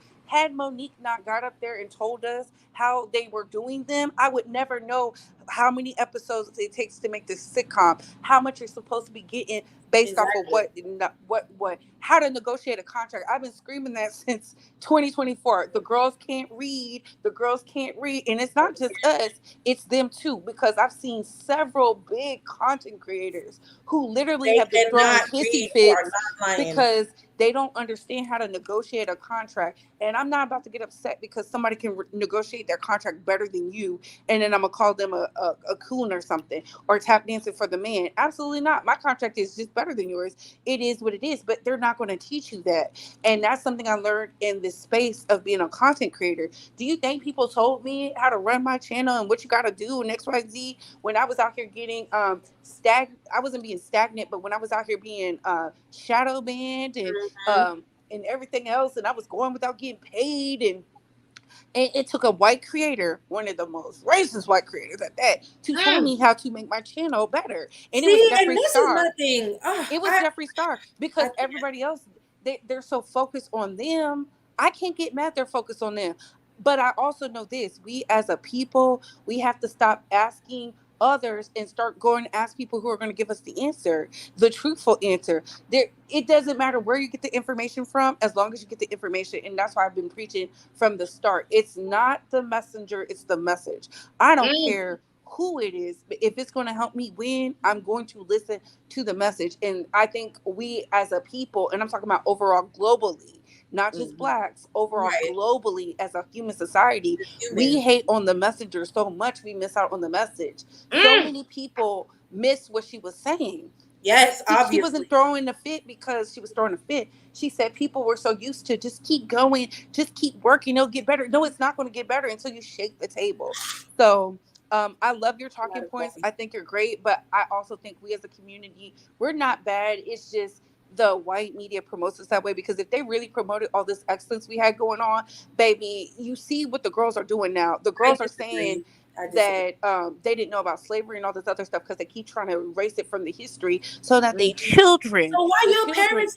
Let me tell you something. No, but the children. It's not our parents. I was It's like their 12 years parents. old when my dad made me watch Roots, even though I heard Roots is not 100%. You know, Roots is a false story. I You know, understand. No, I know, I get it. But it was my dad who partially educated me about Black history. My dad made me write book reports to get presents. If I wanted a gift, I had to read a book and do a book report. But the parenting is different from right now. Okay, and that's why self accountability is important, because that's why I'm not mad at the content creators essence. I'm just saying they didn't change that for us, they changed it for them. Look at what was happening. What that have to do with anybody else? That's what I'm saying. Because like, look what happened when the George Floyd situation came out. Look at how white America. That's the problem. White, they was mad because white America was waking up. Their children. I'm telling you, their children was waking up and saying, look at what they were doing. Everything is not about whitey. I'm not trying to. And I say that like in jest. Like I'm not being serious. No, I understand. I just hate that. Like, can we stop talking about everybody else and talk about us? No, Can we but talk here's about the the lack thing. of education within the home? Can we talk about the lack of analytical skills Yes, but that they're people do willing. not But I'm have? telling you, Can we Essence. not? Can we talk about the lack of traditions and foundations that we are no longer carrying down generation after generation? Can we talk about gentle parenting? Can we talk about the things that we control from house to house, person to person? Can we talk about the But Essence, the no, root let me is just finish. always in Can we America. The discuss? root is always going to No, be baby. on the. In 2024 and the freedom that I feel that we have, I don't want to hear it. Okay? I know you don't want to hear it, Essence, but I I'm don't want to telling hear you. it. Hold on, I hold I, on, don't want to Essence. hear it. Hold I, on, Essence. I'm Go ahead, telling you, Couture. and I'm gonna drop down from this because Mm-hmm. honestly and truly, if they get their people on board so their children can fail, so they don't have no culture, so they don't have no identity, so that they don't understand the history, guess what happens? We have to follow. The assimilation happens. We seen it happen with No Child Left Behind. I remember writing a book report on it in the 7th grade because our teacher said, tell us about it, right? And then we see what happens. It's not just our kids failing, it's their kids too, and that's what they're willing to take the risk that their children are young and dumb, don't understand nothing, and this is why they can't stand the content creators. This is why they keep trying to change the goalposts, because when they're dumb and they're ignorant and they don't understand and they can't grasp the concept, and here comes some black creator telling the truth, oh, it's a problem. And that's why I'm saying they're willing to take the risk with their own children. That is the art of war. They're willing to risk their children not procreating, being dumb, being ignorant, just falling by the wayside so they can destroy who? Us. Let me And I ask you get this that. then. I know you gotta go, but let me ask you one question that I would like for you to answer. What can we do? And I again, I'm not a nationalist. I believe in everybody being great equally, as whether you're black, brown, white, whatever. I don't care. I think we all need to be great. But specifically for this conversation, what do we need to do as black people to strengthen our intelligence and you know, black excellence? Like, what do we need to do? What do we need to do on a micro level to fix that Um, outside of some people anybody else? some people are not going to like this, but I feel like you got to allow people room to grow. You have to allow them to be who they're going to be. Who I was in my 20s is not who I am in my 30s. Who I was in Mm-hmm. my 20s, I was a wild child. Um, I was a wild child. I was educated, but I was doing whatever I wanted to do. I was posting the pictures.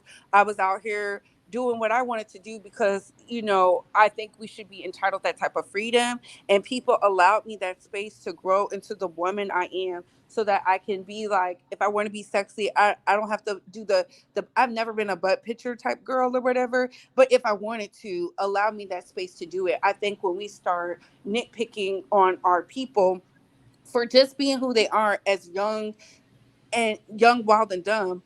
Once we start saying this is what's wrong with the black community and throwing that burden at their feet and whatnot, I think it takes away from them to grow because remember, Detroit Red was Detroit Red before he ever became Malcolm X. Well, let me So ask you this, because your answer was to allow people to grow.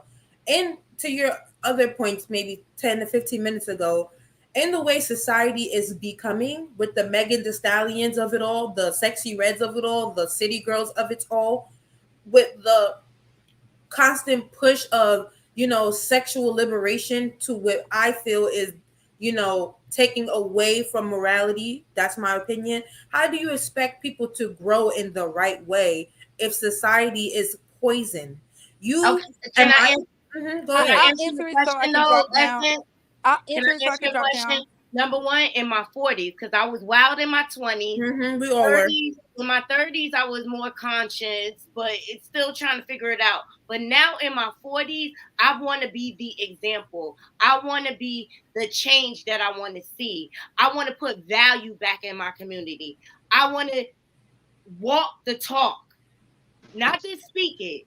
I want to put that energy out there. And that's why I created my platform.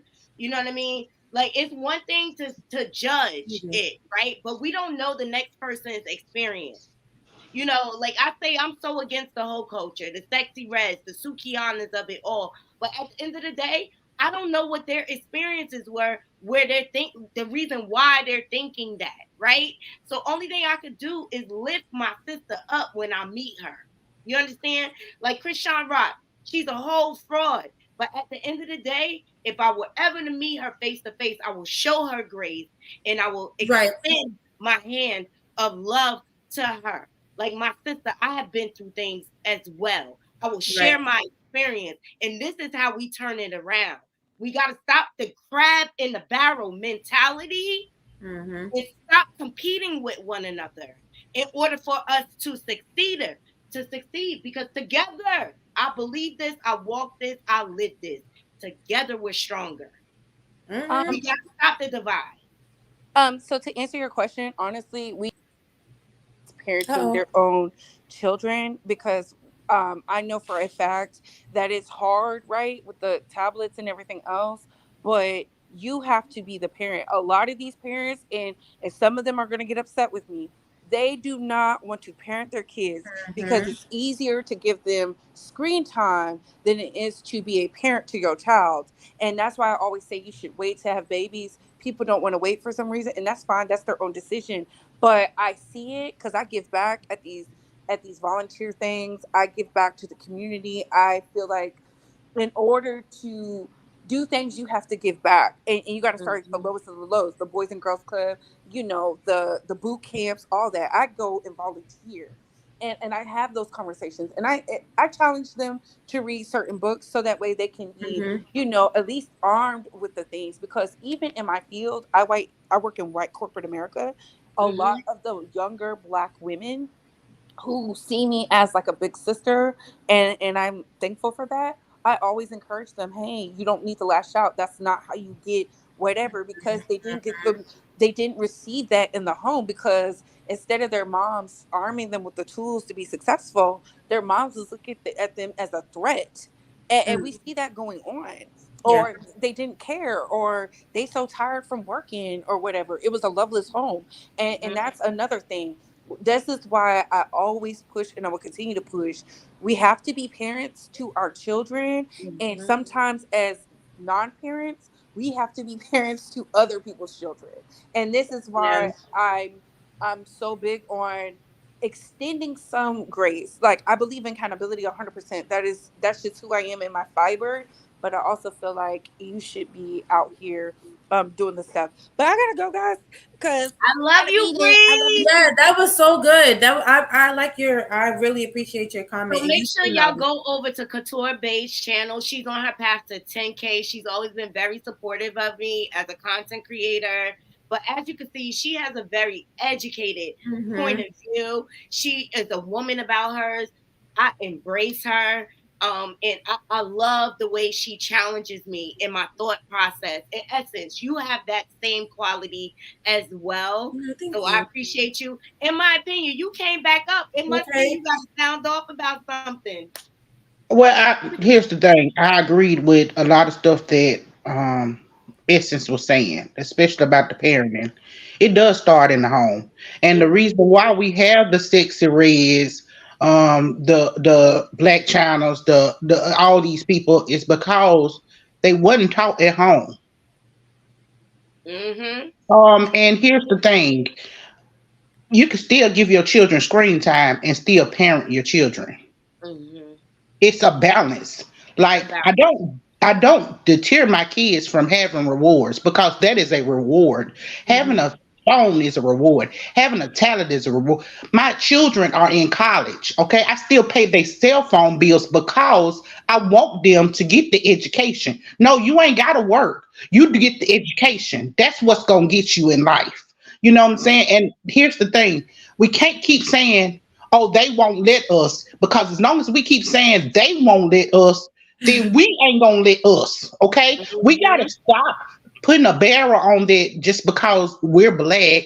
The white people are holding us down. No, the white people not holding us down, because it's Black people out here know about resources and everything else that can help young people out, but they keep it to themselves. And that's the reason why I made my channel not on gossip, on something to help you get your stuff together, on giving you the resources that nobody will ever tell you is out there, because you think you sitting out here. Why is half of America homeless when we the top 5 in the nation of richest countries in the world. How do we have homeless people living up under bridges? Oh, make sure y'all subscribe to In My Right. Opinion. But it's She has a lot of because good everybody input. get those resources and they decide, hey, I'm gonna keep this to myself because somehow if we share it, we're not gonna have none. No, if we share it, we're gonna get more because they're gonna know the need is out there for you to have it. Yes. It's not And for you to keep it to yourself. It's for you to share it. So the next sister can share hers with the next one. You can't make it in this world by yourself. You can't. You cannot make it in this world by yourself. And when I was down and out and needed somebody to lift out a hand to me, I had people that lifted out a hand. And let me tell you, it wasn't the black ones, it was the white ones. So no. And I stay in Alabama where it is racism, where it is we still are under the bridge. But it wasn't my black sisters. My black sisters looked at me struggling and kept on moving. you know, Yes. It be your own people that it keep you do. down. And that's why I feel like on a macro level, you know, I'm very anti like slavery movies. Can we get a movie about Black Wall Street? How come that's not a movie yet? Can we get a movie about like because they don't want to show you that because if they showed you what you could really do with your life, you would do it. And so they can't show you that. They can show you being held back, and then so you can blame it on people, so you never go too far. But they ain't gonna show you making it because then you gonna achieve it. And I feel like that is a Black American issue because we are consumers. We are consumers.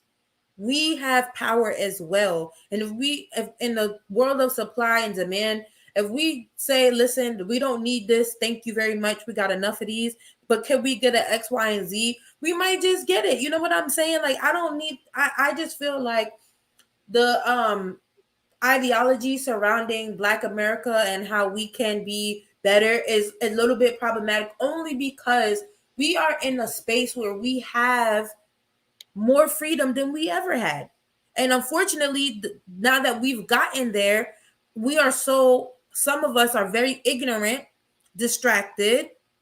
You know what I'm saying? We cannot make the most of the freedoms that we have because we don't know what to do. And if you ask me, millennials are the last generation to be able to understand, you know, proper like economics and traditional values and stuff, because I feel like as parents, millennials and already the Gen Zs, oh God, millennials and Gen Zs, they're already going into a way where it's more, everything is just decrepit. Like, I don't know how else to describe it. Like, our morals and stuff are not the same way that they used to be. And although it was annoying, although there came with a lot of like generational trauma, there was a strong, firm foundation in all of that.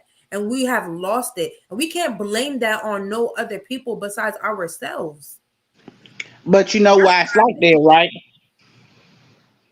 You know why it's like that though, right? Huh? They found people that was for sale and they sold you on that dream. They found the people that was for sale and sold you on the dream, the fake dream. Because think about it. All the amazing Black shows that we had that was uplifting people. It wasn't thought shows. They was having careers. They was living their lives, showing you how successful Black women or Black men was architecting across the streets. Those shows get canceled all the time. But the ratchet stuff, it stays on your TV screen because that's what they want you to remember and look up to. They want you to idolize that, so you stay down in this crutch. But you got to be smarter than that. You got to think with your mind. The books that you read in your everyday life, it's not there for a reason. Somebody put it out there for you to get some knowledge. Just because somebody's acting like that, that don't mean it's something that we should enjoy. I'm telling you, and reality TV took us back so many years because they sit here and they capitalize on us, showing our lives even when it's toxic, and they put it out here for you to consume and don't give you any resources to help you when you consume it. Exactly. Man. They tear you down mentally and they hang you out to dry. We do it to ourselves as well, though. That's my whole stance on it too. I am the accountability police.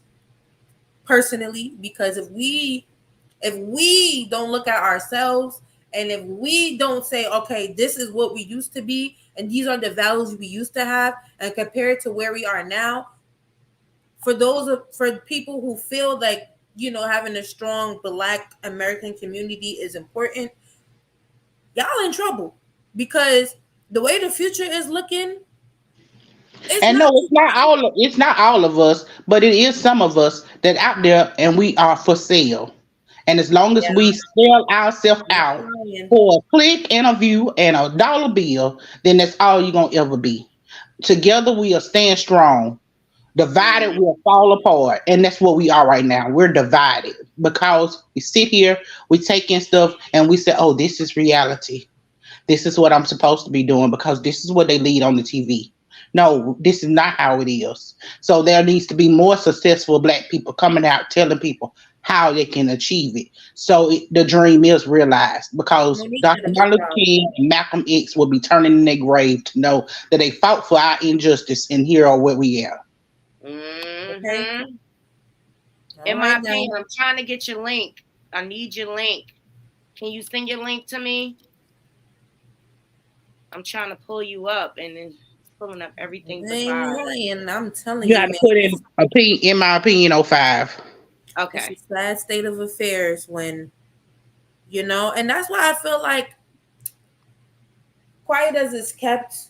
There we go.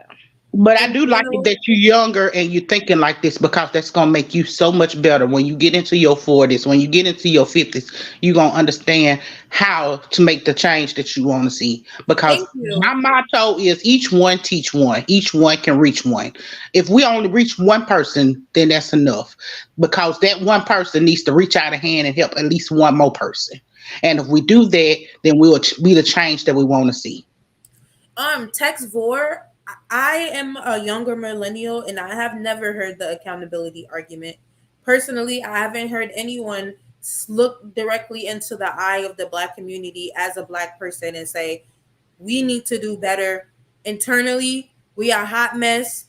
We're our culture, rap music, fashion, dancing, DJing, all of that stuff, the foundations of hip hop that is Black American culture, it's all decrepit. There is no substance, none.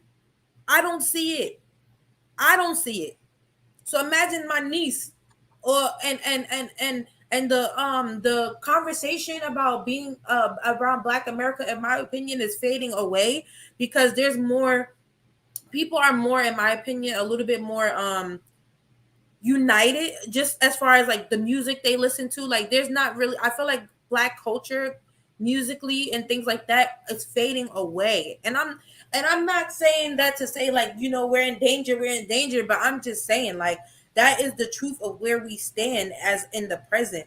And I feel like, you know, not enough people are saying, listen, y'all, you know, Afrobeats is creeping up on you. Afrobeats is here. You know what I'm saying? There's not enough people saying, listen, y'all, we don't got I love Afrobeat.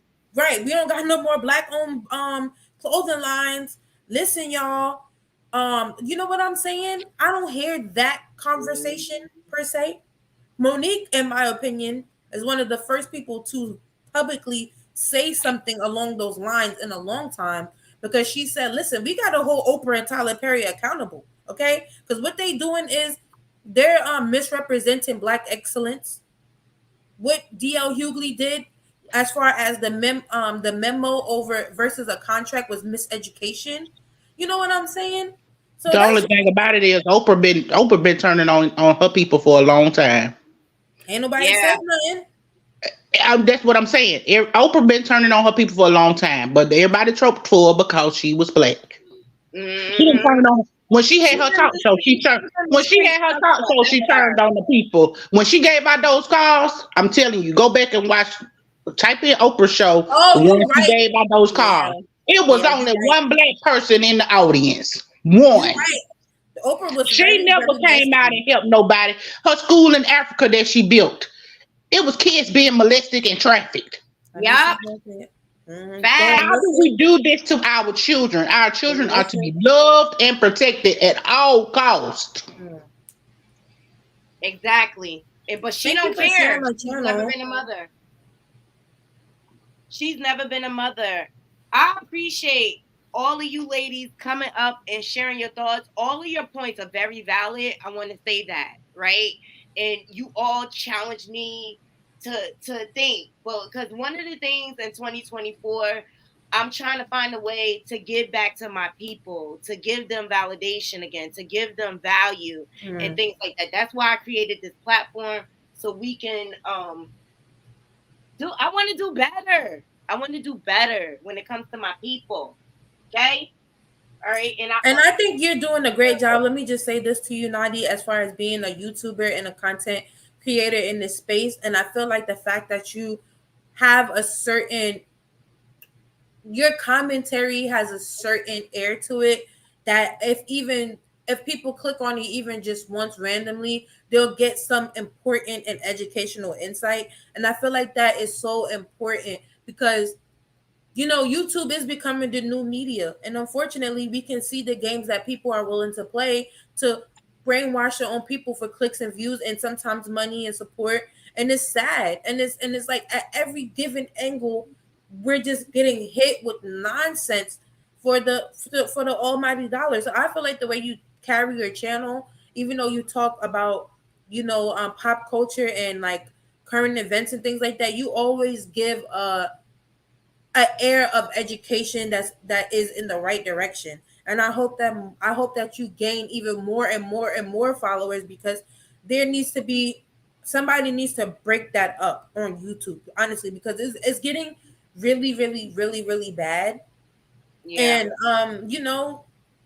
I don't know what the future is gonna hold for us, because as a human race, as humans.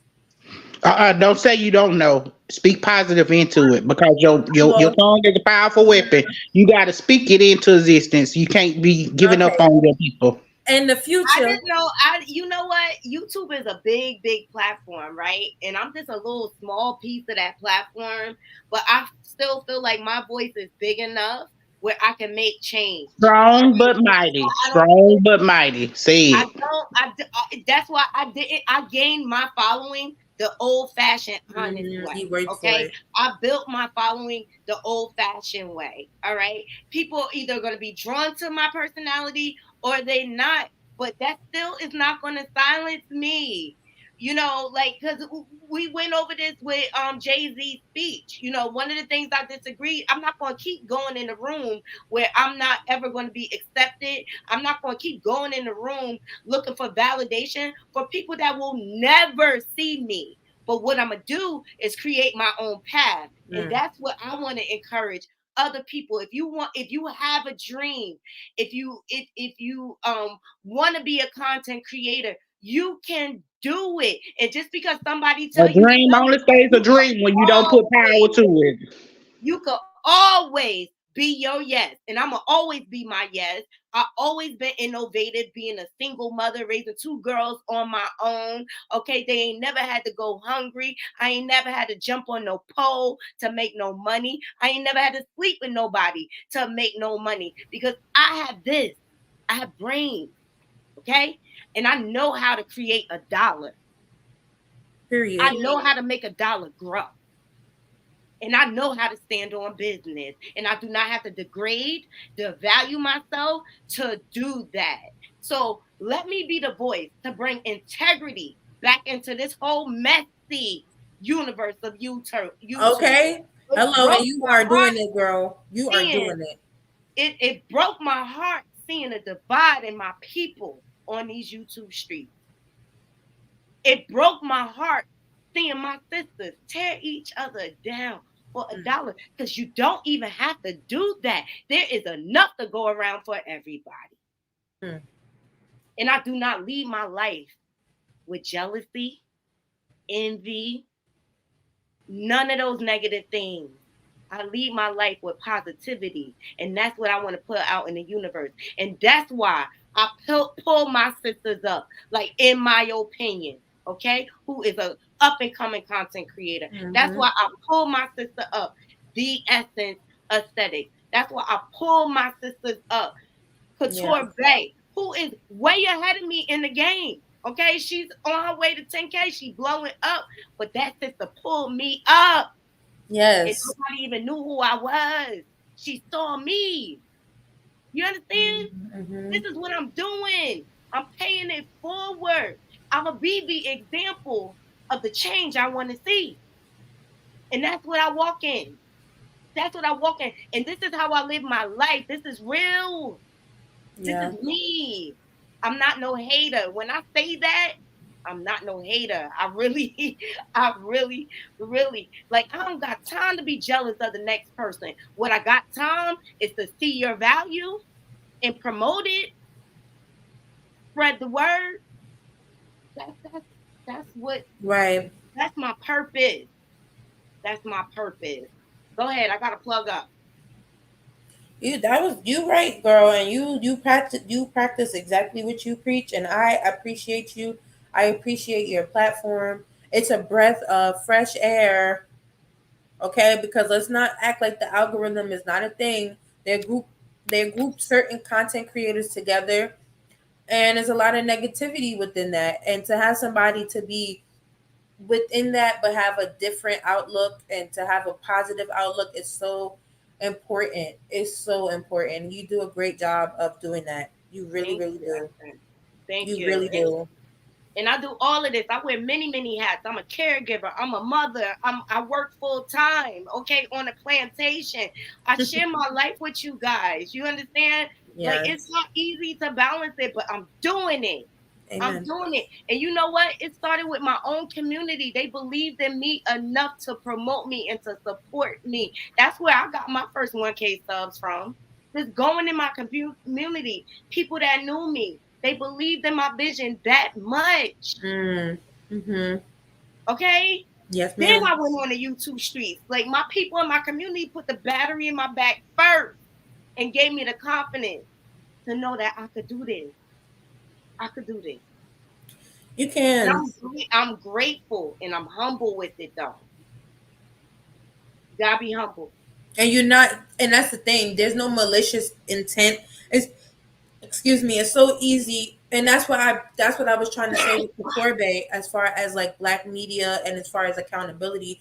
It's very easy for everyone to dogpile on the same narrative or the same titles or the same storylines, chaos, and things like that to get to where you are, to get the monetization, the subscribers. You know what I'm saying? But it's empty and it's valueless, and it does affect us because we're consuming it as well. And you know what I mean? Like, it's just, I feel like there has to be a conversation that we're having right now about that. Like, you're a detriment to your own people. When are we gonna talk about that? Like, when are we gonna talk about what we do to ourselves? Why do you need to mislead your people by leading them to chaos, division, like you said, and things like that, just because you want to be monetized or you want subscribers and things like that? Eventually, we're gonna have to look at ourselves and say, okay, like, I did contribute, to the ratification of Black YouTube. I really did. You know what I'm saying? And it's sad. It's sad. And I pride the way people pride themselves on being monetized and having views and in subscribers. That's the way I pride myself on being educated and being able to spread that education and uplift people. And can I tell you, one of the first people that kind of validate me was AT2, and that's why I always salute him and give him honor. We had a private conversation. He said, number one, you have the personality. Number two, you already know what you're doing. He's like, you didn't even need me. You figured it all out. But he was like, the following will come. Just be patient. It'll come. And I just sit in that. And I also understand I'm my only competition. At the end of the day, I'm not competing with another YouTuber and things like that. Everybody has their own style. Everybody has their own platform. They do what they do. And as long as I'm respectful, I'm going to get that energy back. The energy you put out, that's what you receive back. And I feel like if I put out love and respect, and I honor everybody's point of view because everybody's entitled to their opinion. I'm only going to receive blessings back that way. Yeah. Yep. Oh God, let me see these comments. Hey Ray Ray, thank you for joining. She said you pulled me out the bushes. Good morning, preach. Okay. James been one of my loyal supporters from the very beginning. He saw me grow. Juby Buggin, she's my personal friend. She said, Naughty, it's because you believe in yourself. We see your light. We can't deny that. It needs to shine for everyone to see. Thank you so much, girl. Yes. I love you, Booski. No, it's true, Nadi. It's so true. It's so easy to, and this is no shade. This is no shade. I promise you it's not. I'm just making a statement. Mm-hmm. It's so easy to review Black shows. It's so easy to deep dive into that. It's so easy to attach yourself to lies in general. It's easy to come up by being a friend of a friend of a friend that was in a certain space. You chose to do it on your own in a different kind of way with integrity, and I appreciate that so much because there's a certain level of awareness to see that you're into something that is not only fake but divisive, and to leave. And then also I have to protect my energy by watching the information that I consume. Like I want to surround myself with educated, productive content creators that we're going to move forward and grow this thing we call brand, right? And so if it's not productive, if I can't get any growth with my emotion, with my education, if I can't be challenged, I easily bore. I get bored very easily. And when things are repetitive, that's why you see my channel has so many layers, right? People don't know I'm an artist. I know how to do art. Okay. Like I said, I wear many hats. But one of the things that people know me for in my community, I'm always willing to support. I'm always willing to promote. Yeah. It has to be of substance. It has to be beneficial to people as a whole. I'm not even going to put a black-white thing on it. Right. Because in general. all human. We all human. Exactly. And we need to start erasing these color lines. Seriously. Like, it's one human race. We all bleed red. We all die from ailments. We all get diagnosed with sickness. We all are living this thing called life. And at the end of the day, when you on your deathbed, guess what's not going to matter? Your color. Child, don't you say that, because then they're going to come out talking about how, there's a high rate of Black deaths and as far as childbirth, which is true, but I'm just saying, like, it's like we don't have general conversations anymore, which I get what you're saying. Like, you know what I'm saying? And it kind of puts a cap on the way we conceptualize things, especially in the 21st century where we have the rise of automated intelligence.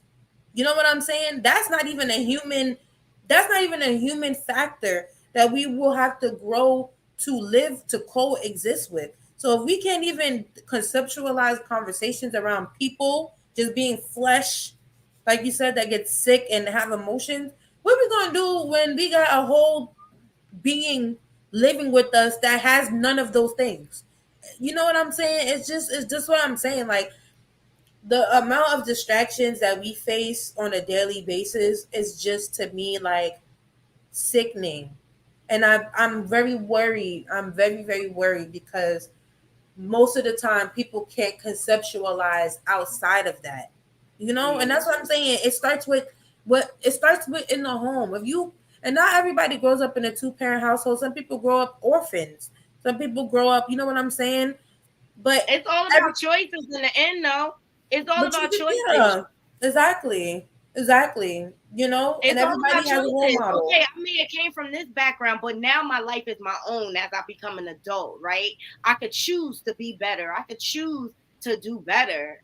I don't have to be a product of where I came from. Exactly. It's all about choices. Just like with the Christian Rock, she chose to be the deceptive, manipulative person that she is. She did. She was on the path to be a college graduate. She was on the path to be an Olympic superstar.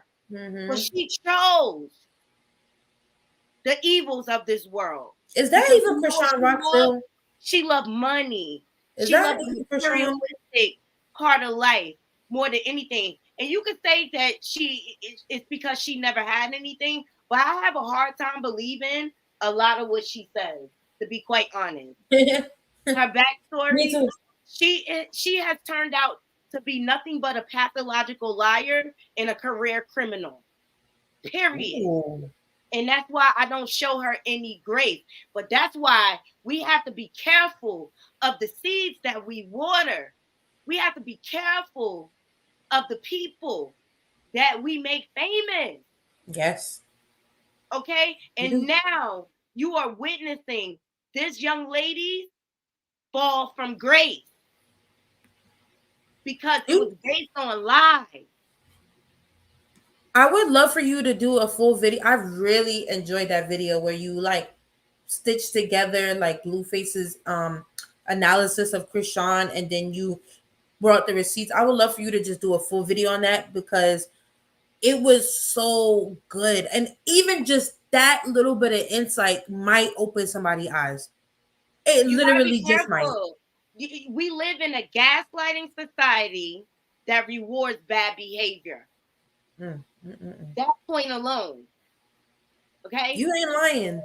We live in a gaslighting society, the Christian keys of it all. The Larry Reed. He tried to drive this whole narrative to deflect from his sins. Ooh. And I knew that's what it was. Yo, people need to really start independently thinking and stop fanning out over these fake celebrities because they're human just like us. Unplugged. And I want to close the show with this essence. Idolatry is a sin. Idolatry is a sin. God, if you a person of God, you know God is a jealous God. And he does not like for you to put anything before the worship of him. Idolatry is a sin. Sure is. And when you put so much into a celebrity that you lose your own independent thinking, you need help. And I want to say this too, to piggyback. Think about the rise of Sexy Red, right? I don't know where she came from. Okay. She's disgusting. My opinion, her lip gloss line, nasty. Disgusting. I would never put anything on my lips that you label as cum. Disgusting.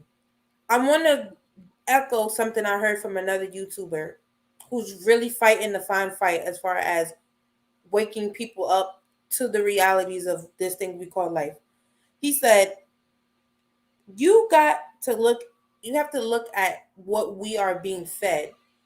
Sexy Red, it was everywhere. I'm glad she under the radar now, thank God. She was literally perpetuating one of the biggest Black stereotypes ever, barefoot and pregnant. For the longest time, we saw her at her concerts, on stage, pregnant. We don't know who her baby father is. She literally didn't have no shoes on. She was twerking. And there is a demographic for that. There are actually women who are happy Sexy Red exists because they can now feel comfortable in that lifestyle, right? So you have to ask yourself, why do we have one of the biggest Black celebrities perpetuating the image of barefoot and pregnant, literally? What does that mean? And I just want to leave y'all to think about that. That's good points to leave on, and I take heed to your suggestions. I've been saying I think I want to do a documentary on the rise and fall of Krishan Rock, but I'm waiting for the mugshot. That's gonna go viral, girl. I'm waiting for the mugshot. What she do? Oh, she broke her. Well, number one, she's on probation. This whole time? Huh? This whole time? She's been on probation. Wow. And so what she did to James Wright, what she did to that young lady on the red carpet of Baddie, She hooked off on a young lady because recently? she said that was maybe a year ago because she was Okay. with Junior. All right, she's got several lawsuits. Okay, but then she up on our screen giving Bible study, the false prophet of it all. And I think Voodoo Doll, which is another content creator I love because she just keep it real. The three things that Chrisean rely on is God, Junior, and emotion. She emotionally extorts the public and then turns around and says, F you. Okay? Yes, do it, girl, because you did it. Even if you to as started, just clip that portion of your live out and like premiere it, that would be good because that you ain't lying, girl. Deshaun, I'm gonna answer your question. She needs a slice of humble pie. She won't change because she's still on top of the world. She still got tangible money in her hands. Until she loses everything, that's the only way she'll change.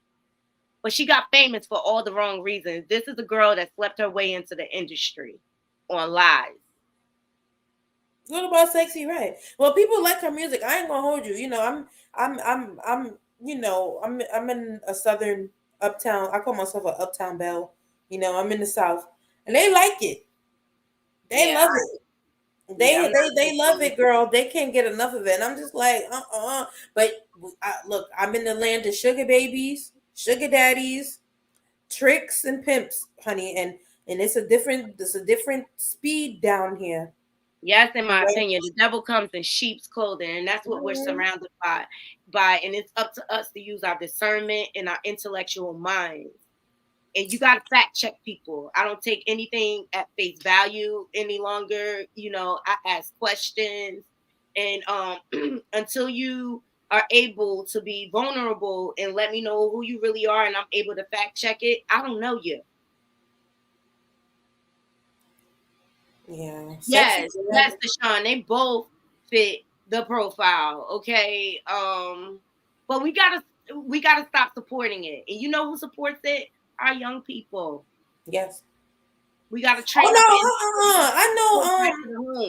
I know older millennials who support Sexy Red because that she is like the epitome of a lifestyle that some people live. Literally. It's true. Quite literally. I know somebody who knows somebody who is a fanatic of Sexy Red just because she identifies with her and Suki, just nasty. The girl just what they identify with? The struggle. Yeah. That's what a lot of people identify with. Same thing with Chrisean Rock. They identify with the struggle. Well, that girl came up from the project. That could be me. You know, they feel like that they are giving them a voice, but it's just like you have to like look within yourself and say, like, is that what you want to be known as? Yes, it is. They love it, girl. You want to be leaking sex tapes online. You know what I mean? Getting knocked up. You don't know who the baby daddy is. Okay. But all is real. Sukiana kid's father came out and said what a horrible mother she was. He came on Tasha K with the receipt. So all that they be portraying, it really isn't what it is in real life. Yeah, it really is not what it is. So, you know, I miss the old school artists where they respected the fans.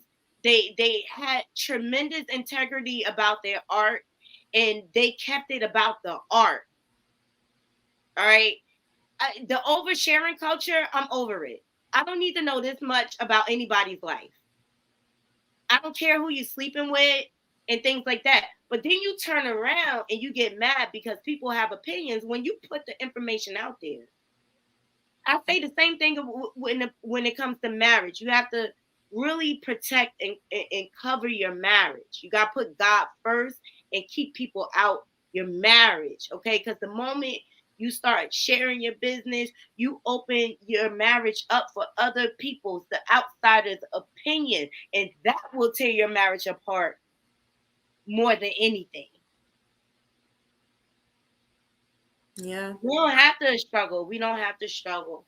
I like. I Yeah, this love is you, good. girl. Make sure y'all go. I put the link in the chat. Make sure y'all go you. over to The Essence Aesthetic and subscribe to her channel. She is a great content creator. Make sure y'all subscribe to Couture Bay. Make sure y'all subscribe to Kim Delivers. Make sure y'all subscribe to In My Opinion. All these content creators I support. I'm about paying it forward. I think we had great, productive conversation today. Look, derailed my whole show. I'm gonna have to come back and do another show. Yeah, I'm sorry, because when we started talking about Monique, and I just felt like, everyone's entitled to their opinion, but I felt mostly positive, if not all the way positive, about what she did and how she did it and what she said. And you know what, Essence, you have a right to feel the way you feel. But I'm gonna tell you this: I'm grateful for the Moniques in the world. We gotta stop this keeping secrets. When you keep secrets, you create more victims. But if we're willing to share, you're only gonna help the next person do it better. And that's how we grow as a community. That's how we grow. And I forever always have love for you, Essence. I do. Me and Essence, we met on different panels and things like that. And I just have to get the heck up out of there, girl. Me too. No, girl. Let me go ahead, John. Let me stop before I get to talking. Let me go ahead and get over. Hit me in my DM, girl. Okay, girl, I have to get the heck up. But yes, I'm so happy for you. To more subs, to more subs, to more subs. We need more education, more integrity in the midst of this YouTube, because it's a hot mess. So I am so proud of you. Thank you so much. And I hope I am encouraging. I hope you feel support from me. All right. And I just hope you all have a wonderful, blessed day. Let me see what these comments are saying. In my opinion, we live in a society full of people who have been mentally, emotionally, and actually physically abused. And when you see people who make being broken okay, culturally accepted, we jump on that like flies on. I hear you. We make the wrong ones famous. And, we got to be held accountable for that or whatever. But I appreciate every last one of you joining me. Please hit that like button if you haven't already. And if you're not subscribed, please subscribe. This is the kind of conversations we get into over here. And we have educated point of views. And it's okay to not agree with everyone. We can just respect everyone's point of view. All right. And that's one of the things I want to put out on my platform. Everything doesn't have to turn into an argument or a major debate. We could agree to disagree, but we could respect each other's point of view. And I love when people challenge my point of view, because that's how I grow as a person. And as you all move through your day, please make sure Ever in life, I stand on business. You drop me somewhere, I stand on business. You drop me in your hood, I stand on business. I don't feel like you stand on business. Make sure you stand on business, 10 toes down. And make sure you also don't get swallowed up by the evils of the world. You ever been swallowed up? Child, it's so easy to get swallowed up and consumed with the evils of the world. And that's why I'm here to give you all peace and blessings and putting good, positive vibes and energy into the world, because I already know like that I'm a child of God and I'm going to be blessed. But to all my haters out there, and I want to say thank you in case I don't thank you enough. I thank y'all too. Y'all keep the wheels turning over here. Hit that like, hit that dislike, disengage with the channel. Until next time, Naughty Crew, I'm out. 1.